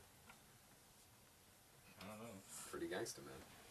I don't know. Who's to say what's Gang, gangster? I don't know. as in gang related. I mean, like that is some gang related activity. Right? 100 people. You might be consider that. That's a gang. we are a gang of people at that point. Yeah, a mob. Perhaps. It's mobster. Pups. Vitamin water. Vitamin water? Yep. What's the point of that shit? You pee water out. If there's vitamins in the water, you're peeing out the vitamins. And there's more sugar in that shit than anything. Yeah, I heard that it's like the same as pop. It is. It's Yeah. just like pop. It's just It does have some more vitamins in it too, I guess. you're peeing them I all don't out. know. Eat vegetables. Yeah, eat vegetables, kids. Yeah. Don't believe the hype. Eat fruits and veggies. Don't believe society's lies. Unless you just want a tasty drink, then vitamin water's pretty good. Yeah, it's refreshing every now and then, but Yeah. it's just like, don't think that, I'm gonna get so healthy drinking vitamin water. It's like, Yeah. Like, eat your Flintstones vitamins. Drink juice. Centrum, baby, all day. Although I hear they're talking about taking like vitamins off the shelves because apparently their benefits are questionable. I don't know about that. I mean, interesting. Yeah. So it's been bullshit? I'm really just eating, like, Popeye candy? I mean, you do hear stuff like that. Like some study will be published. It goes like, yeah, so well, drinking 1 glass of red wine a day will do this positive thing for you. And then you hear again in like, yeah, doing that is actually a terrible, terrible idea. And you're killing yourself slowly, and you don't do it. Yeah. So I don't know. Who knows? Everyone's unsure. I guess just find out what you like and maybe... Yeah. I know a guy... If you like just knocking back bottles of Flintstone vitamins, then That's candy that's what you for should do. Do your thing, baby. No one's gonna stop you. Especially not the No one's Flintstone gonna Vitamin stop you, Corporation. baby. Well, you can have like toxicity of the vitamins. You know, like you can get too much vitamin. For sure. Yeah. Right. But So then you're just a really good person. what were you getting at with the vitamin water question? Actually, Ethan, he had posted a while ago about how vitamin water is not worth vitamins A, B, and E. What? I said that Yep. on like my personal Facebook page. Yeah. That's What- so what- funny. What was the quote? I'm the one who jumped out at the question. some digging here. And he's like, "Oh." It was like vitamin water sucks. It's not worth vitamins A, B, and E or C. I said that? Yeah. This was like 4 years ago, I think. Oh, okay. I kind of recall that. Yeah, dude, you are going back. Yeah, I don't remember shit past last week, man. You gotta keep all your questions within the last 2 weeks. Period. Yeah, I think I just bought vitamin water. Like, I never drink vitamin water. That was probably like the only time, or one of very few times I had vitamin water. And I think I had it and I just didn't like it. I was like, it tastes like shit. And I put my thoughts on Facebook. Fuck this shit. You should all know my experience I had with vitamin water. I'm pretty sure that's what it was. This is the Herald. I don't think I've had it since. So, yeah. I had some. I haven't had much vitamin water, but I tried some the other day, and it was all right. I haven't had any in a while myself, actually. It's good in the summer. I like the dark cherry one. That one's pretty good. Because it's like water, but it's also like cherries. But it's definitely not like fucking vitamins. Fuck that shit. Yeah. It's like chalky cherry water. But for some reason, it's actually alright. Tasting. Long distance relationships. It's fun because it's like cat and mouse, but everyone's standing still and no one's moving. Are you talking about the band? Yes. Okay, Oh. he's talking to that. I didn't know that. Yeah. Well, I'm in. I'm living in London right now in school. So the band is kind of on hiatus. Last school year we stayed active throughout the school year. So the guys would come down to London to practice, or I would be taking Greyhounds back up here. And yeah, we stayed pretty active. We had like at least a show a month, I think, sometimes 2 shows a month. But I think at the end of the day, it just turned out to be too costly. It was just too costly and not enough benefit really at the end of the day for it to be overall worth it. It'd be better for us to just focus on our tasks at hand and all that. Yeah, and we were, I guess, towards the end of last summer, we were. There was a bit of strain, I guess. We're like personal strains happening and all kinds of things, and so we didn't. And maybe a little bit of confusion about where we're going with the band and stuff. So we kind of felt like maybe a break would be healthy a little bit. Yeah. And so that we can sort of miss it and look forward to getting back into it and get excited about it again. And I think that's what's happening. So Yeah. I'm done graduating in 3 months, and we're just gonna go hard from there. Yeah, but I think that was a big thing. Is we decided we wanted to go hard or not do it at all. Because when we were doing it last year, we were only able to do a practice every week or two, and so we kind of like, I don't know, we just I don't know. There's I guess we want to be able to put in more time than that. And so I guess we just figured it was best to wait until we could go hardcore with it, and then we want to line up all of our stuff, all of our merchandise and pictures and recordings and all that, and we basically just want to make sure it's all good by the time we come back. Well, that's very interesting because I remember that last year you had posted that August 15th was going to be your last show. Yeah. That wasn't actually. Well, I think people misinterpreted that. Because we were saying that we were going on hiatus, but what Rock the Coliseum also posted saying that catch Rock the Coliseum, this is going to be Yonder Peak's last show. And I think we said we're going on hiatus. So people started thinking that was our final show. Right. People started asking us who were breaking up. Yeah. Well, I think we were also kind of playing with the idea of actually saying that we're breaking up as sort of as a marketing trick. Right, yeah, that's true. We did kind of do that. Yeah, I don't know. So yeah, we were just fucking Or with people. no, really. I don't know, man. I think we might have actually. And then we been were bent on actually the breaking idea up at of one doing point. it. I don't know if we did it as a. I don't think it was like a. I think we were actually just kind of like stressed out at the end of the summer, and at least myself personally, I was pretty stressed, and I think we had like a talk about like let's stop doing this. So, yeah, it might have been actually telling people that we're done, and then kind of coming back for it and reassessing the situation. Yeah. I think it was all 3 of those things at some point, though. Yeah, It was just saying it was. Strange arc of those things. Yeah, it was a strange arc. Yeah. It was a weird period of time for sure. Yeah.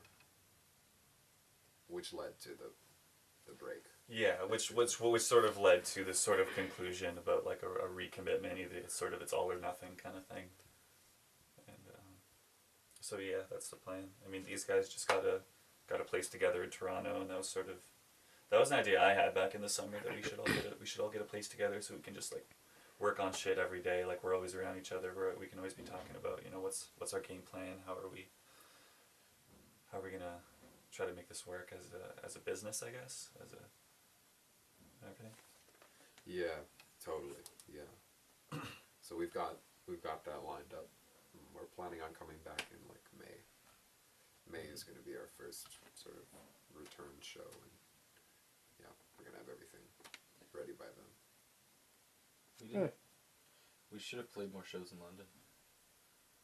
We still can. I have connections there still, right? So That's true. if there's any time we want to, I can always Open that door up. Yeah. Fishhead Phil. Ooh, those guys are some good boys. Those guys are cool. Talking about some good old friends of ours. Those guys are super cool. They brought us over to Oshawa one time, and the bill ended up just being us and them, but they gave us all these drink tickets, and the club was super good, and all their fans were really nice people, and they're Yeah, really it was good a good guys. show. It was a really fun show. Yeah, I guess when we were starting out, that was one of the first bands we played with, and they were just like, because we were a weird band, they were similarly strange, so we kind of like fit together. Or we got really drunk at that show in Oshawa. Yeah. So they'd given us like 6 drink tickets, but basically since Ethan was driving, we had split. It was just like, oh no, we each have to take one more drink ticket, and then Yeah, you guys were pretty drunk. it was fun. It was good times though. We listened to the The recording. Mustache Club. Yeah. The Mustache Club was the name of it, yeah. We're asking people on the street, hey, do you know where the Mustache Club is? And they're just laughing at us. They didn't even believe us. I actually got Fishhead Phil on a bill at a first show on February 28th with this guy called Rob Jacobs and my other band, Other Families. I'm going to be looking forward to playing with those guys again. They have this really weird video. The song's called The Bitch Phase 2. And they're just in this weird, dark, crawl space. And just Yeah. weird. Yeah. They've got this like circus music vibe. Yeah. Yeah. Totally. They're cool. I remember that egg that's constantly rotating that was always on the stage with them. Yeah, that little weird egg that's just always doing the circles. You spin it and it just keeps going. They had a spinning egg? Spinning egg. It's like an egg-shaped chicken. It's something else, man.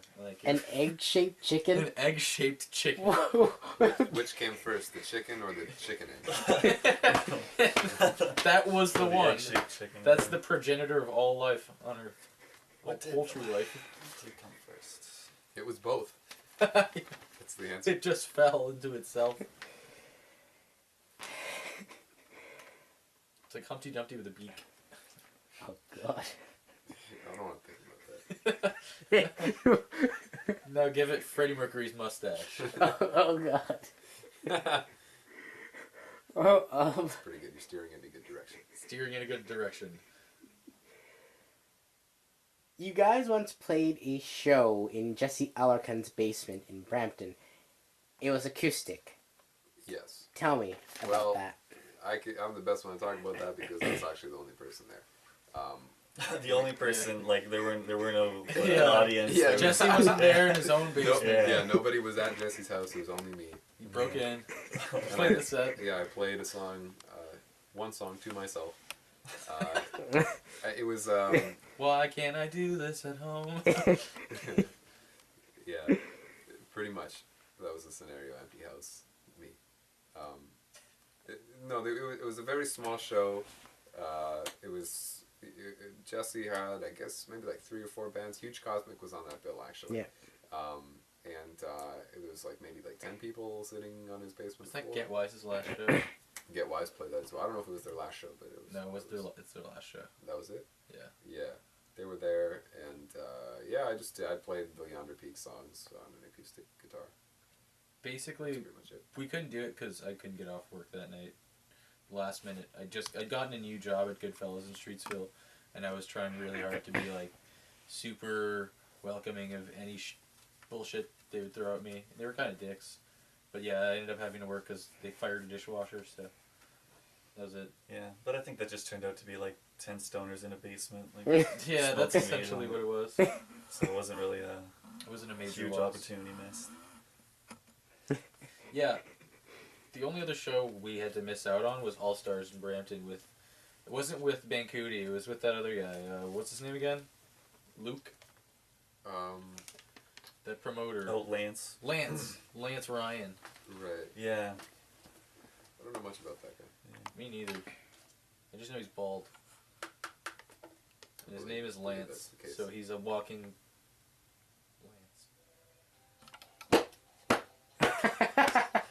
I don't know.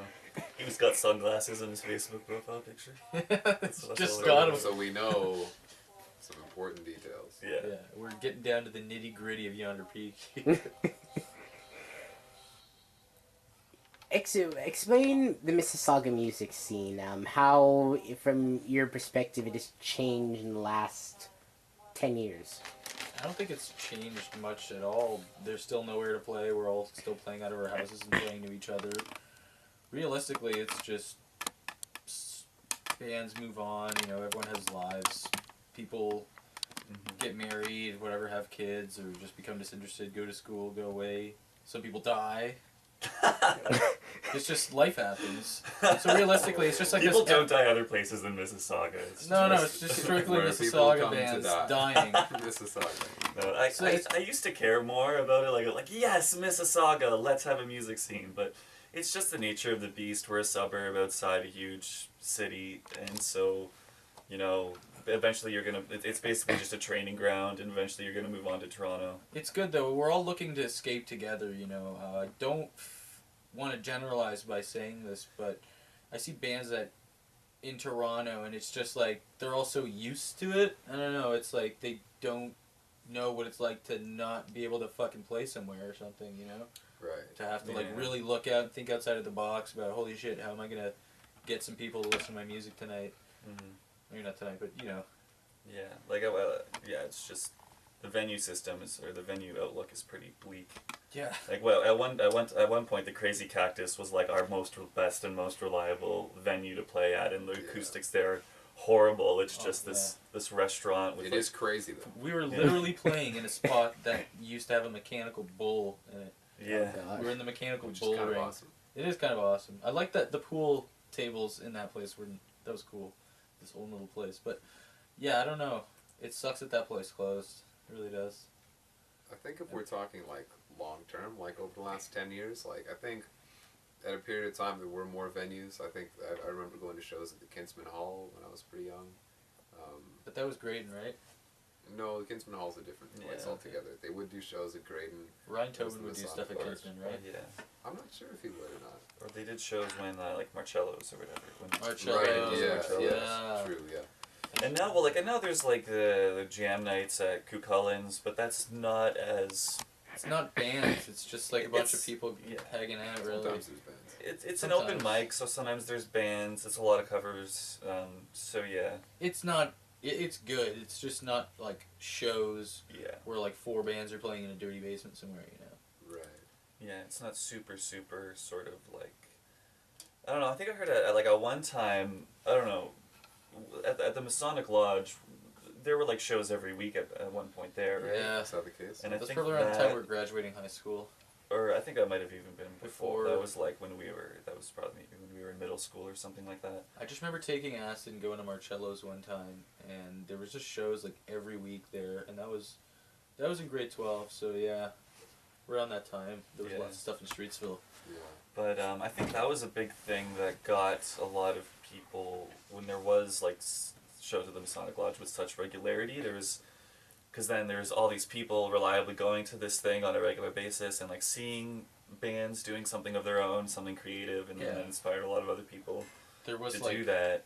More of a place for people to be. You know, there was even the Dam in Meadowvale Town Center. I remember used to have shows and stuff back in the day. Shows there, yeah. I never really went to them, but yeah, I think the people who are sort of the generation who, like I don't know, like the Hammer Hands guys and sort of that older crowd. I feel like their time was, or obviously it's still their time, but maybe when they were in their teens and early 20s, the music scene was a little bit more vibrant. Yeah.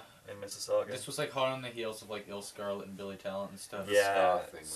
Since all that, like in the last 8 years, realistically, things have dried up, so to speak. There's just no place for you to just kind of. I would say though. Places, stuff's still happening, but it's just not as. It's not as like everywhere. It's not just like there's not like 5 places in town for you to play. Now there's like one if you're down to pay $500 deposit. I will say I think it's getting better though. I think for a period of time it was like there was a lot of hype, and then Billy Talent kind of became successful in El Scarlet, and then it dipped for a period of time, and then over the last 2 or 3 years it's kind of been coming back, and there's actually like quite a few really talented bands that play around. I think it's. I think it is the lack of venues and just the feeling of hopelessness that is bringing about this stuff, because people are just staying at home and just playing at home and just working harder at that, and like working on getting to Toronto and stuff, and it makes them be more serious about it because there's nowhere to do it in Mississauga, right? You really have to step up the game a bit.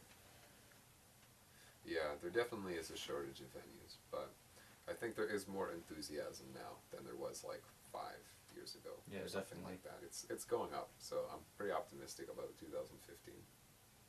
I'd say.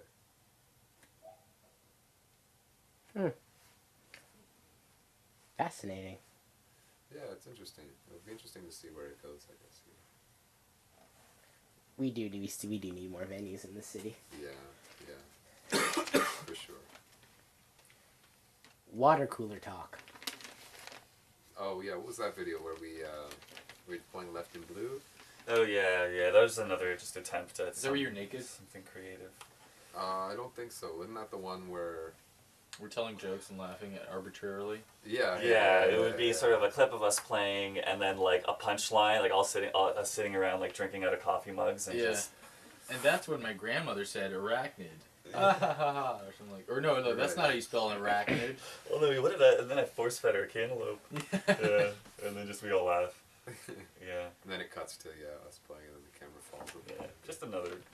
I remember I was stupid like, marketing attempt. I mentioned my mother in my comment, and you're like, I love her. yeah. Still stands. I remember we were filming us playing, and the camera fell. Yeah. Oh, yeah, where That's it how ended, that just- it ends. Yeah. And then, well, like the one, I don't know. Have you seen the one where like I'm walking down the hallway, and then I turn on the light in the room, and then Ethan's standing there with the monkey wrench? No. Haven't seen that? That one's a good one. Yeah, he's completely naked. Yeah. He just sort of like turns his back and he's holding. Yeah, the like, monkey oh, wrench. hey there. Yeah. Don't mind me. What's the monkey wrench for? It's To block out his genitalia. we used No, to I practice think in it a was just holding it warehouse. up. Oh yeah, you That see your was ass, right? Yeah. Yeah. I think we were having a conversation the other day, and we were trying to figure out how many people you think have seen your ass. It's like probably A lot. Yeah. in the thousands. Doesn't Trish Well. still call you Sweet Cheeks? Yeah, she does. Yeah. Just I got 'cause of that. Yeah, they started calling me because of that. And there was one time when I was young, I photocopied my ass, and you ever do that? You ever sit on a Oh, yeah. photocopier and Hell yeah. No. good times. Yeah, bro, And, dude. Good times there, man. yeah, I high know school. And so I photocopied several of some friends, and I went and we put them in people's mailboxes and shit. We just that was fine us at the time. So once we put one in Culture Rising's mailbox, and we actually didn't. It wasn't meant to be like an offensive thing. We didn't realize it was their mailbox. We were aiming for the dry cleaners. Media next door. cleaners. Wait, what? But anyways, Nielsen saw it in the mailbox. He saw himself in the box. Nielsen. He's like, oh, this is my box. Nielsen's mailbox. Yeah. And, Well, Culture Rising is a head shop in Mississauga. Yeah, Just to yes. Let people know that. Yeah, true. And he took it and he put it. Nielsen's the owner. He took it and he put it on the wall behind the front desk. So I'm sure a lot of people came in to buy bongs and saw my ass. It was up there for a long period of time, and then they moved stores and it went down. But, That was your ass. yeah. That's your ass. That's amazing. I remember that. I remember seeing that and be like, why is someone's ass just there? I remember I had a conversation with Nielsen. I walked in there and I hadn't brought it up that was my ass. Like just because I was young and I was like, well, This guy's fuck, dying. it's up here. I'm just gonna stay there. And I'm talking to him and he goes, hey Ethan, is that your ass? And I go like, yeah, it's my He's looking ass. at you. He's looking at the picture. He's like, "Is that your ass?" I don't know how he found out or whatever, how he came to the conclusion, but he's like, is that your ass? And I was like, yeah. He's like, that's awesome. And he was chill. He was cool about it. But yeah. Oh gosh. That's awesome. Man, it's really funny. I keep getting texts. You okay? How you doing, man? Yeah. You alright? Yeah. It seemed real, man. It does. It's fucked up. Performance art. Performance fart. Is it art if it's a Facebook post, or is it just you're an Shit, asshole? yeah. Okay, sweet. Because what's the limits of art? All right. That ass story is That's a lot of ass. okay then. Other families. Other families. Yeah. They're a good bunch of lads. Jesse and Zach. Yeah, I joined them at the end of the summer.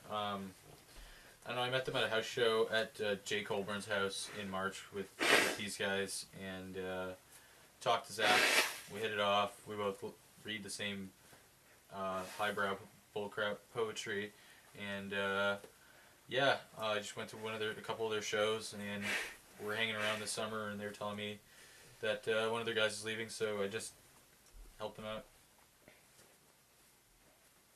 Sick. I actually played a show with them last night, and we played a show in Montreal in November too.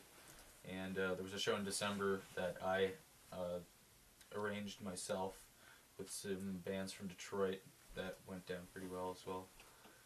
Yeah, we're just working on kind of keeping things fucked and confusing everybody.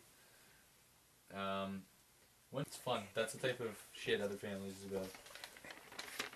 We're probably gonna have some weird thing where I come back at a show and they just like I'm reborn or something. I'm like being held in a diaper and they're all like singing and like cooing over me, you know.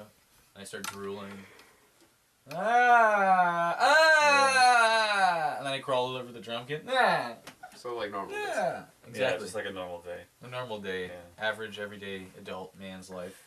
That kind of reminds me of our idea for like our music video about instead of having us, like we had this idea for a music video that instead of having us playing our instruments, we would get like 3 very pregnant women to be playing our instruments. Well, That's really funny. wait, what? 3 like extremely pregnant women. And That's I don't really know. good, man. Yeah, I think that. I forgot about that idea. That's so brilliant. Is that based off of that story that Luke told us from them rehearsing over at Import Credit? That guy walking through with the 4 pregnant women? I don't know. It was Alex Brett or Matt Miller who told us that. Maybe. It might come from that. Either way, it's a good idea. Just gotta find the women. Yeah. We each have to impregnate a woman at the same time. And then wait a while. And then we wait, yeah, exactly. In 37 8 months we'll be at video period. Yeah. And then we could do a thing like when the kids grow up, we can like, Do a we'll music trade video. places. Yeah. Like it'll just like I'll leave the band or something, and like you'll keep referring to this child as me, but he'll take my place, and eventually we'll all be gone. It'll just be our children. And then they'll hire us to play them in a music video. Yeah, there you go. The old versions of them. Yeah, It's gonna come full circle. Yeah. Sounds like Jefferson Airplanes to me. Did they? Did they do that? Aren't they like a generational band? Jefferson Airplane, Jefferson Starship, or something? Generational. I don't know. What does that mean? Like their kids take over, or another Oh. generation. No, I know that happened in Van Halen, and I know that True. Phil Rudd, the drummer from AC/DC, one of the old guy's sons is going to be drumming for them now. Kind of happened with Led Zeppelin. Yeah, Whenever Jason they join Bonham. reunions, Yeah, his John Bonham's son son. does. Oh yeah, and I guess Zach classic rock bands. Zach Starkey too. Like when Ringo I guess Starr that's had a those son, only bands old enough. he was like, "My son is not going to be a drummer." And then like his son started hanging out with Keith Moon, and yeah, Keith Moon basically made him a drummer. No. Zach Starkey. My son is not going to be a drummer. He's not going to partake in this nonsense. He's going to be a good boy. Wrong, Ringo. Fucking wrong. You know what John Lennon? Fucking wrong, Ringo. So someone asked John Lennon. Is Ringo Starr the best drummer in the world? And he answered with this: Ringo Starr's not the best drummer in the Beatles. That's so funny. Fuck. Everyone rags on Ringo. Well, yeah, he's a moist toy. It's kind of a hilarious thing, I guess, but mad respect. Mad respect for being Ringo. Yeah. He's such a dumb name though, Ringo. What the fuck is that from? Like, why is that a thing? Bingo. You don't see anything Richard with the is word not right. INGO as a name. Like, how many names do you know that have Ingo in it? Dingo, Mandingo, Wendigo. Wendigo, that's Diggo. He's like, I could use Mandingo, but that's already taken. Mandingo so Star. maybe if I just do the He only Dingo, plays but with then one stick. replace the D with Plays- the first letter of my actual name. There we go. Okay, Ringo it will be, yes. Maybe that was the It's just Gringo without a G. Gringo Star. Is that his real name? No, I Probably forget. not. I think Richard Starkey is Richard his Starkey. real name.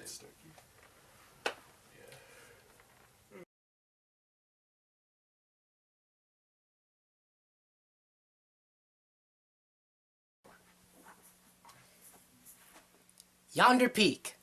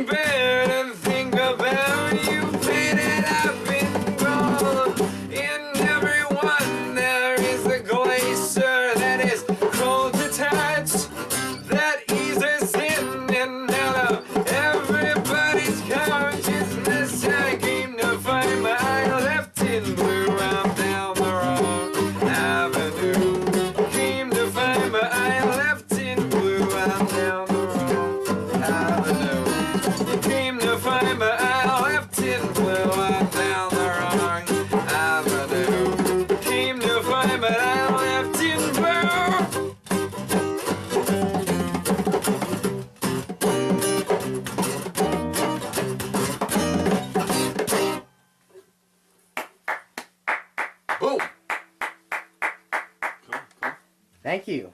Thank you. Thank you, man. Yeah, that felt pretty good. I didn't notice the shoulder strap. You should have said something, buddy. Yeah, that would have been cool. Yeah. Rocking out. Cool. No comments there. Well, that was Chris's final comment. Okay. Ethan, Thundercat. Oh, Thundercat's awesome. fan of that whole Brain Feeder record label. I think they're very cool. They do some dope shit. Yeah, Thundercat's real funky. Are you referring to that one time I posted that song on Facebook? Yes. Yeah, that's a cool tune. That's a cool record. Is it Oh Shit It's X? Yeah. Womp womp womp womp womp. Yeah, just a cool dude, man. Just cool dude. Cool tunes. Womp womp womp womp. Yeah, funky. So good. Oh shit, I fucked up. So good. Stacy Lattisaw. She's a R&B singer from the 80s that She's more just straight up pop. Or... pop and R&B. Yeah. Yeah. I just heard My the one dad song. called her an R&B singer. He's like, oh yeah, Stacy Lattisaw. I haven't heard that name in years. That's an R&B singer. And I was just like, R&B? Yes, I just heard the one song. I didn't heard anything. But yeah, you go. This is you. Yeah, she's just a woman I heard about. She used to sing songs, and so we named a song after her. You named a song after her? Yeah, we did. Yes. The song kind of references making love in '80s pop music, so I figured like she was the perfect person to name the song after. Well, I was probably born with 80s pop music, so I was probably conceived with 80s pop music, so what the heck.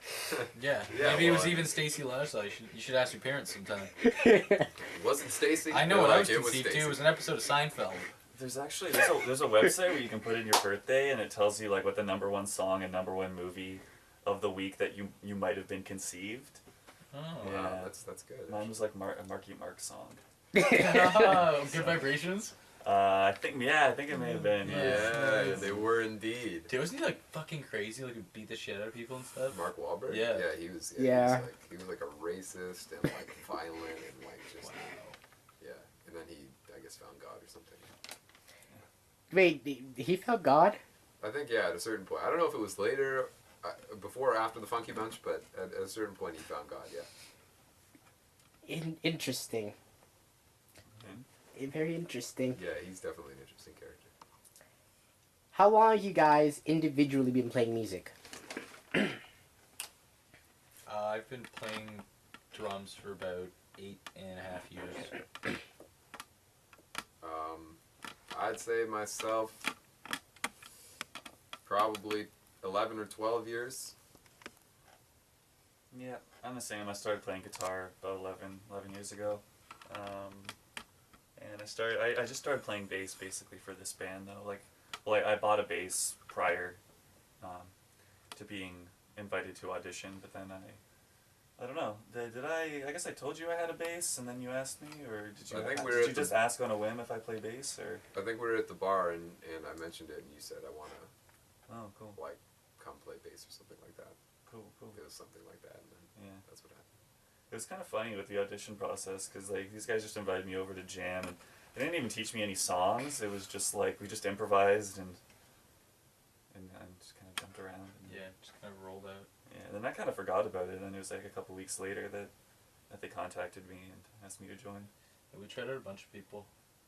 We tried out that one guy who was like really into cars, and he's like, "Do you guys listen to Red Hot Chili Peppers?" He was like really obsessed with that chassis of the car in your dad's warehouse. I remember that guy. He was like, "What kind of car is this?" And He was we're a nice like, guy. "I don't know, it's a car." It's so awkward. Yeah, I'm not a car person at all. Like I Mm. just don't know vehicles very well. Some people are really into them. Like, oh, remember, this car from 1967? And I'm like, No, I wasn't born then. does it have wheels? He's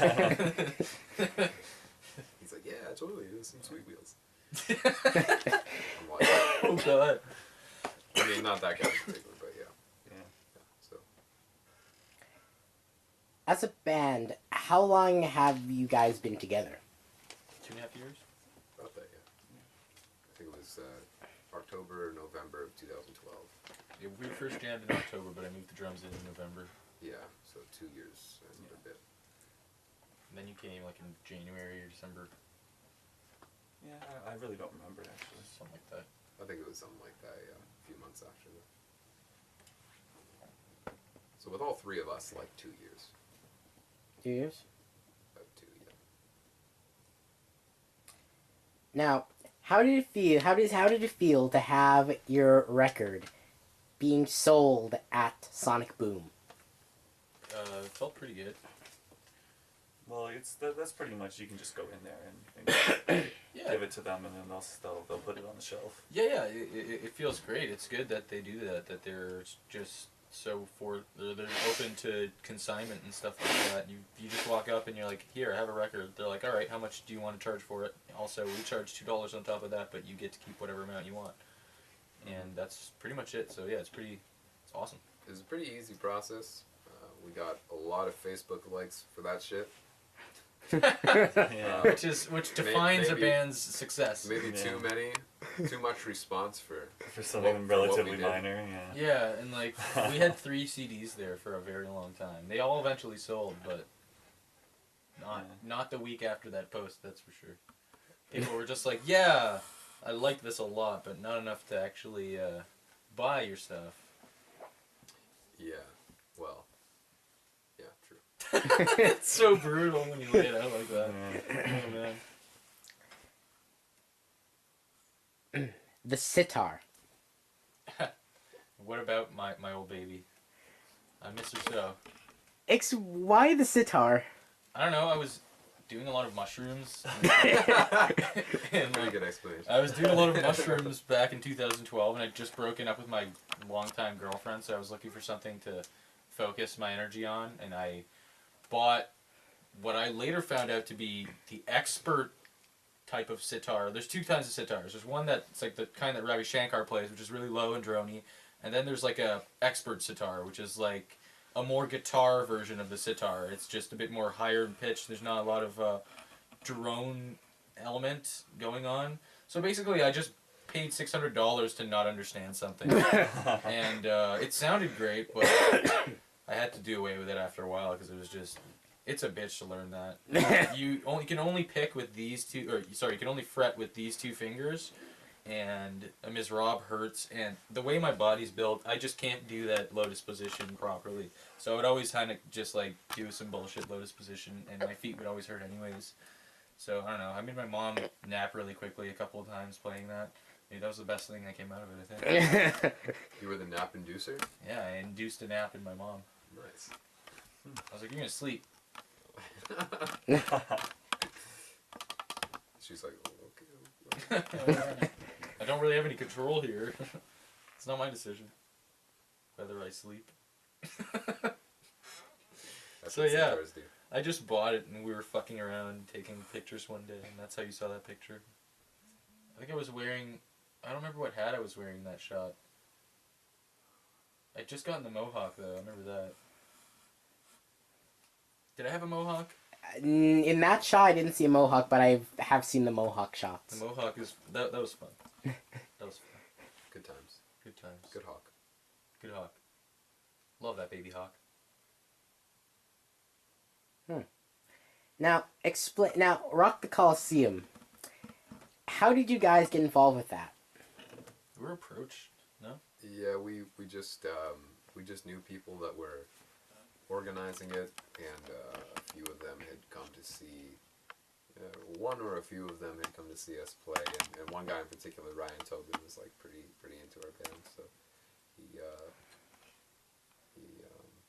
he was like, "Yo, we're doing Rock the Coliseum. You guys should play." Actually, the first year we were happening. That we started rolling, we didn't play the main Rock the Coliseum event. We played like an associated event at this local bar.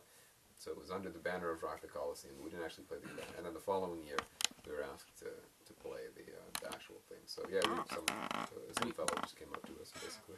We missed the train, so to speak, but he was nice enough to give us a spot. Yeah. He said he would have put us on that year if had he known about us, but it was already quickly approaching. Spoken for. Yeah. Yeah.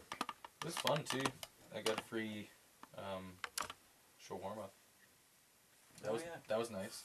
Yep. Mm-hmm. Yep. And there was those Bollywood dancers on the main stage. I was staring at those guys for a while, going, "What? Oh, geez, where's my weed?" Good vibes. I remember the green room.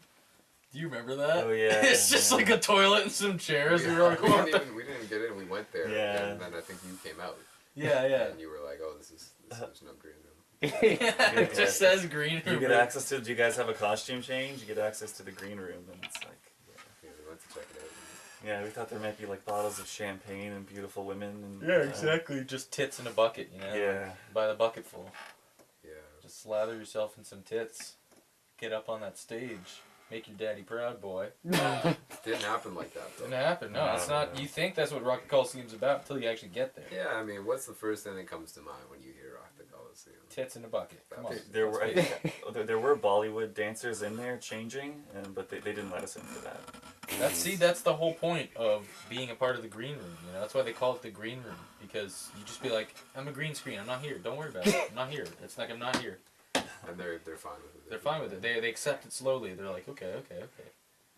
What was that? Some roaches? Okay, no, I don't know.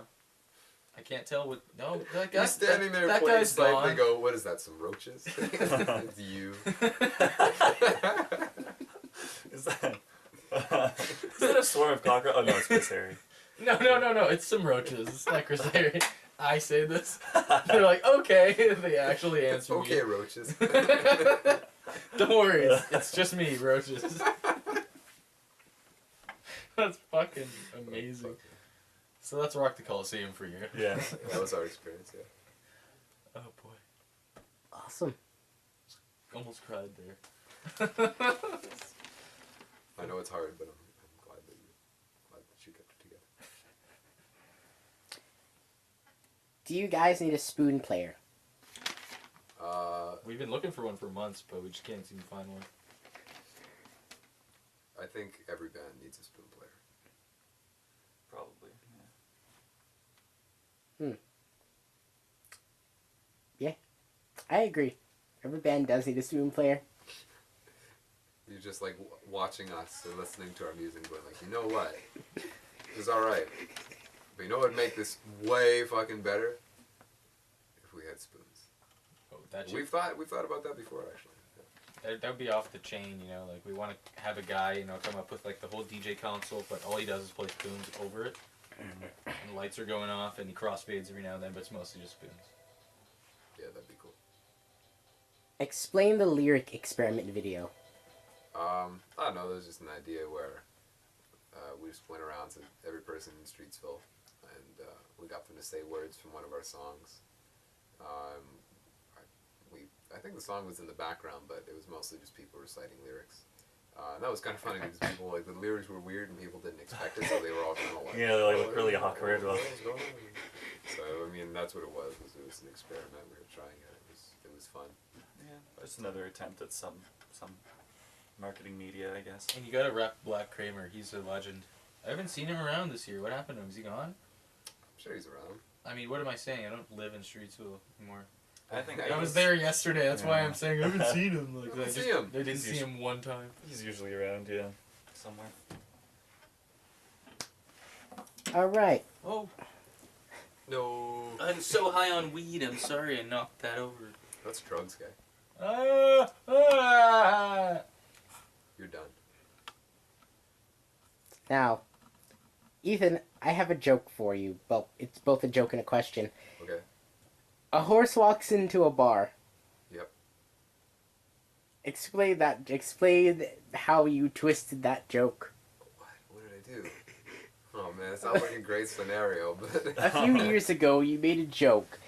A horse walks into a bar, and the bartender asks the horse something, and the horse, well, Oh, you is wait. the one where he's like restrained by animal control? No. That's So, The horse walks into a bar, the bartender immediately calls animal control. I like that joke. That That's really good. Yeah. no, you immediately laid to the fact of how a horse does not have the mental faculties to Oh yeah. answer a question. That was good too. Yeah, you can do that with any animal. Like a horse walks into a bar. Bartender asks why the long face or something. Yeah, no, horse doesn't have the capacity to like reason or whatever. So it just looks at him. That's the whole joke. That's so good. That joke made me rethink my life. That's glad. how weird that joke was. It's like an anti-joke. Yeah. It's like a priest, a rabbi, and a shaman walk into a bar. What a beautiful display of cultural diversity. Yeah. That's good. Now, my final questions are this: the band, as a band, you all have this very interesting sense of humor that comes off in your songs. Now, tell me something. Is there a limit to this sense of humor? No, no, we frequent the interzone very, very, very often, and we don't come back. There's lots of lost time this band has had just talking about I mean, stuff. I would say no. There's not really a limit. We get into some pretty dark stuff. We have a pretty dark sense of humor for sure. Yeah. Yeah, well, I think we'll pretty well joke about anything. I don't know if there's anything that's too off limits. We just really like absurdity, something that shouldn't be with another thing in that moment, or even just like the way something was paced. You know, something could be terribly unfunny if you like deliver it in a certain way, but in another way, it's absolutely amazing, right? We like to listen to the environment and see what's funny about it, draw things out.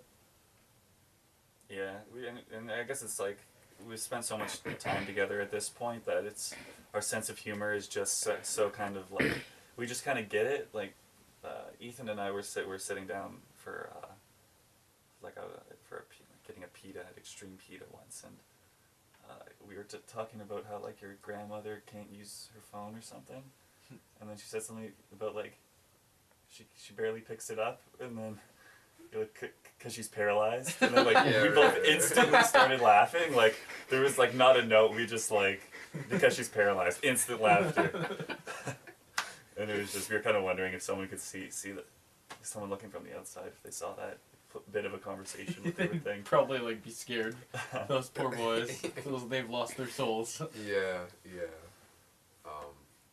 I like to be really loud in public with shit like that. Because then I want people to have that impression. I love when people look at me like that, because then I just smile even harder. Yeah. And I'm just like getting off on the fact that they don't understand what's going on. I do remember one time where you put your foot in your mouth a little bit when we had the megaphones. Oh yeah, And- that was yeah. terrible though. Okay, so we did this megaphone thing where we like did an acapella version of one of our songs with megaphones at Yonge and Dundas Square.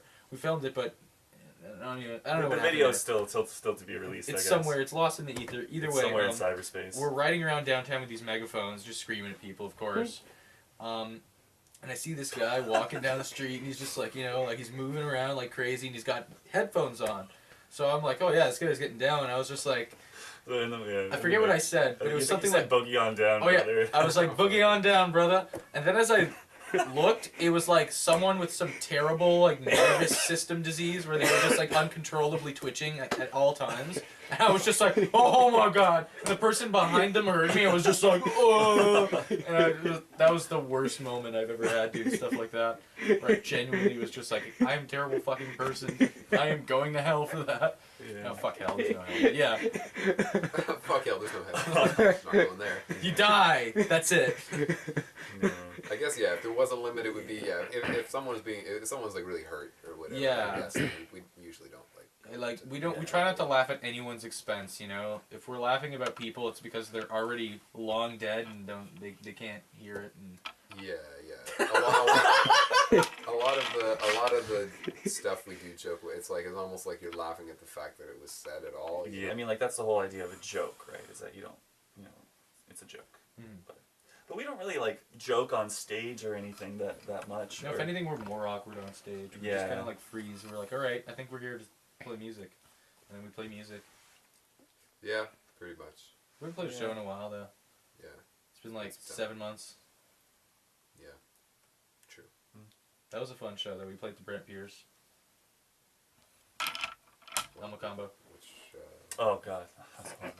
What the hell was the name of that Oh, bullshit festival? Yeah. Yeah, well, maybe not to shit talk any particular promotion company, but we won't work with them again. Yeah. Yeah. It was just. It might have had something to do with the time that we played as well, because we played at like 1 in the morning or something like But there was Well, no it was One all- in the the venue morning? wasn't like Yeah. the venue wasn't even announced until like the day before That's true. for the They show, were so- scrambling to find. It's like they were just doing that because they weren't doing their jobs 2 weeks ago. Basically, is all it is. Yeah. So they're just like, oh, let's get whoever we can. And that's why it was just like ragtag assortment of bands that are completely like separated from each other, and like this small cluster of groups of people who are there to see the said bands, and then they just leave immediately. Yeah. That one band stayed for us though. Yeah, for a little bit. Yeah. But yeah, you can definitely tell that a promotion company is a cash grab when it's basically they're just trying to get like as many bands as possible, and just I guess at the hopes that some of them will sell tickets or something. It's like, what fucking world are we living in where people like are just running around like that, doing shit like that? It doesn't make any sense, you know? Like, no wonder places like the Elmo are gonna close when you have idiots like that at the helm of promotion in Toronto. Fuck. Yeah, I don't know. You just gotta watch out when people are, you know, just not in it for the right reasons, I guess. Not in it to put on a good show. Yeah, exactly. In it to sort of manipulate the system and manipulate the bands in such a way that they can Make money. make a quick buck. Yeah. That's so wrong.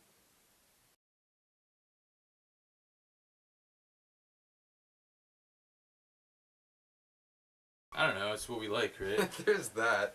Why do we like it? Where does that anger come from? Dad? How's it going? Jesus, is it snowing out there? Yeah. God. Oh. We, Hello. hi, Dad, hi, how you I told doing? you to wait in the car. Yeah. I've been waiting out there for like the last 20 minutes. Oh my God. Okay, and freezing. We're doing an interview, Dad. Okay, you're doing an interview. The gas Dad, is, come on. is burning This is ridiculous. while I'm waiting Dad. for you. Dad, come on. You're not gonna offer me one of those donuts? Get out of here. Just get out of here.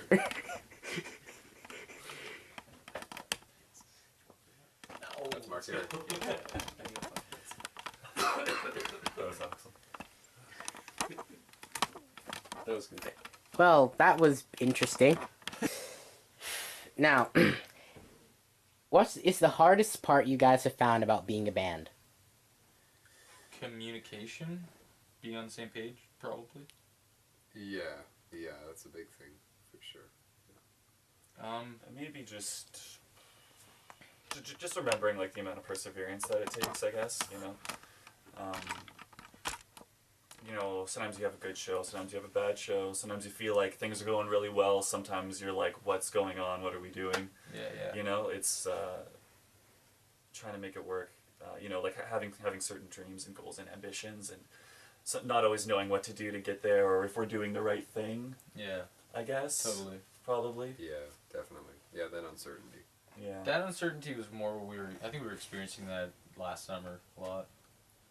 Yeah, definitely. We've definitely hit a stride. Yeah, we've got more of an idea of what we're doing. So yeah, I'd say just communication and just perseverance and just fulfilling the commitment. Sometimes there are days when you're just like, you just pass out in your own mind, you know, and that's pretty much it.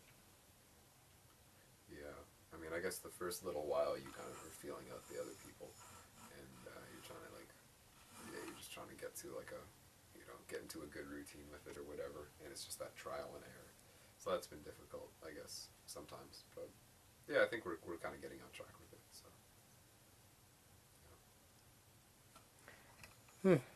All right. Well, thank you guys for appearing on my show. Oh, thank you for having us. Thanks man. a lot for having us. It's been a pleasure. Yeah, It's been absolutely. a pleasure. All right. Do you have any final words to say to the people? You should come see our band. Yeah. YonderPeak.bandcamp.com. Look us up on Facebook. There's a really funny YouTube channel called Ashens, where this British guy eats like 40-year-old food. You should check it out. It's fucking hilarious. Also, check out our YouTube channel. That's even more funny. Full of treats. You. I think that pretty well says everything. Except what were you gonna say? I just find it funny. Like, were you trying to say chock full of something? Yeah. But then you said full of chalk. Yeah, it was like full of chalk, full of treats. Treats. For you. Treat full of chalk. Ooh, a treat full of chalk. Yeah. That's really good. Slurp. Well, you can't slurp chalk. Maybe like Or can you? you inner wisp chalk. You're just like inhale. That's what it's Inner like. wisp. That's what's like I on just- YouTube. There's an inner wisp of chalk. Can you imagine having a chalky throat? Like a throat coated in I chalk? guess I can imagine. That wouldn't be good. That would be really good if you were an acrobat and your esophagus was a metal bar that you could swing off of, but otherwise I think you're kind of fucked. Yeah. Yeah. And that doesn't happen very often. No, mostly not. But not always. Not always. There are some Russian films. That's all I'm gonna say. Yeah, All I right. guess that's it. So Thank you, guys. Some films are Russian. Yeah. Some Russians made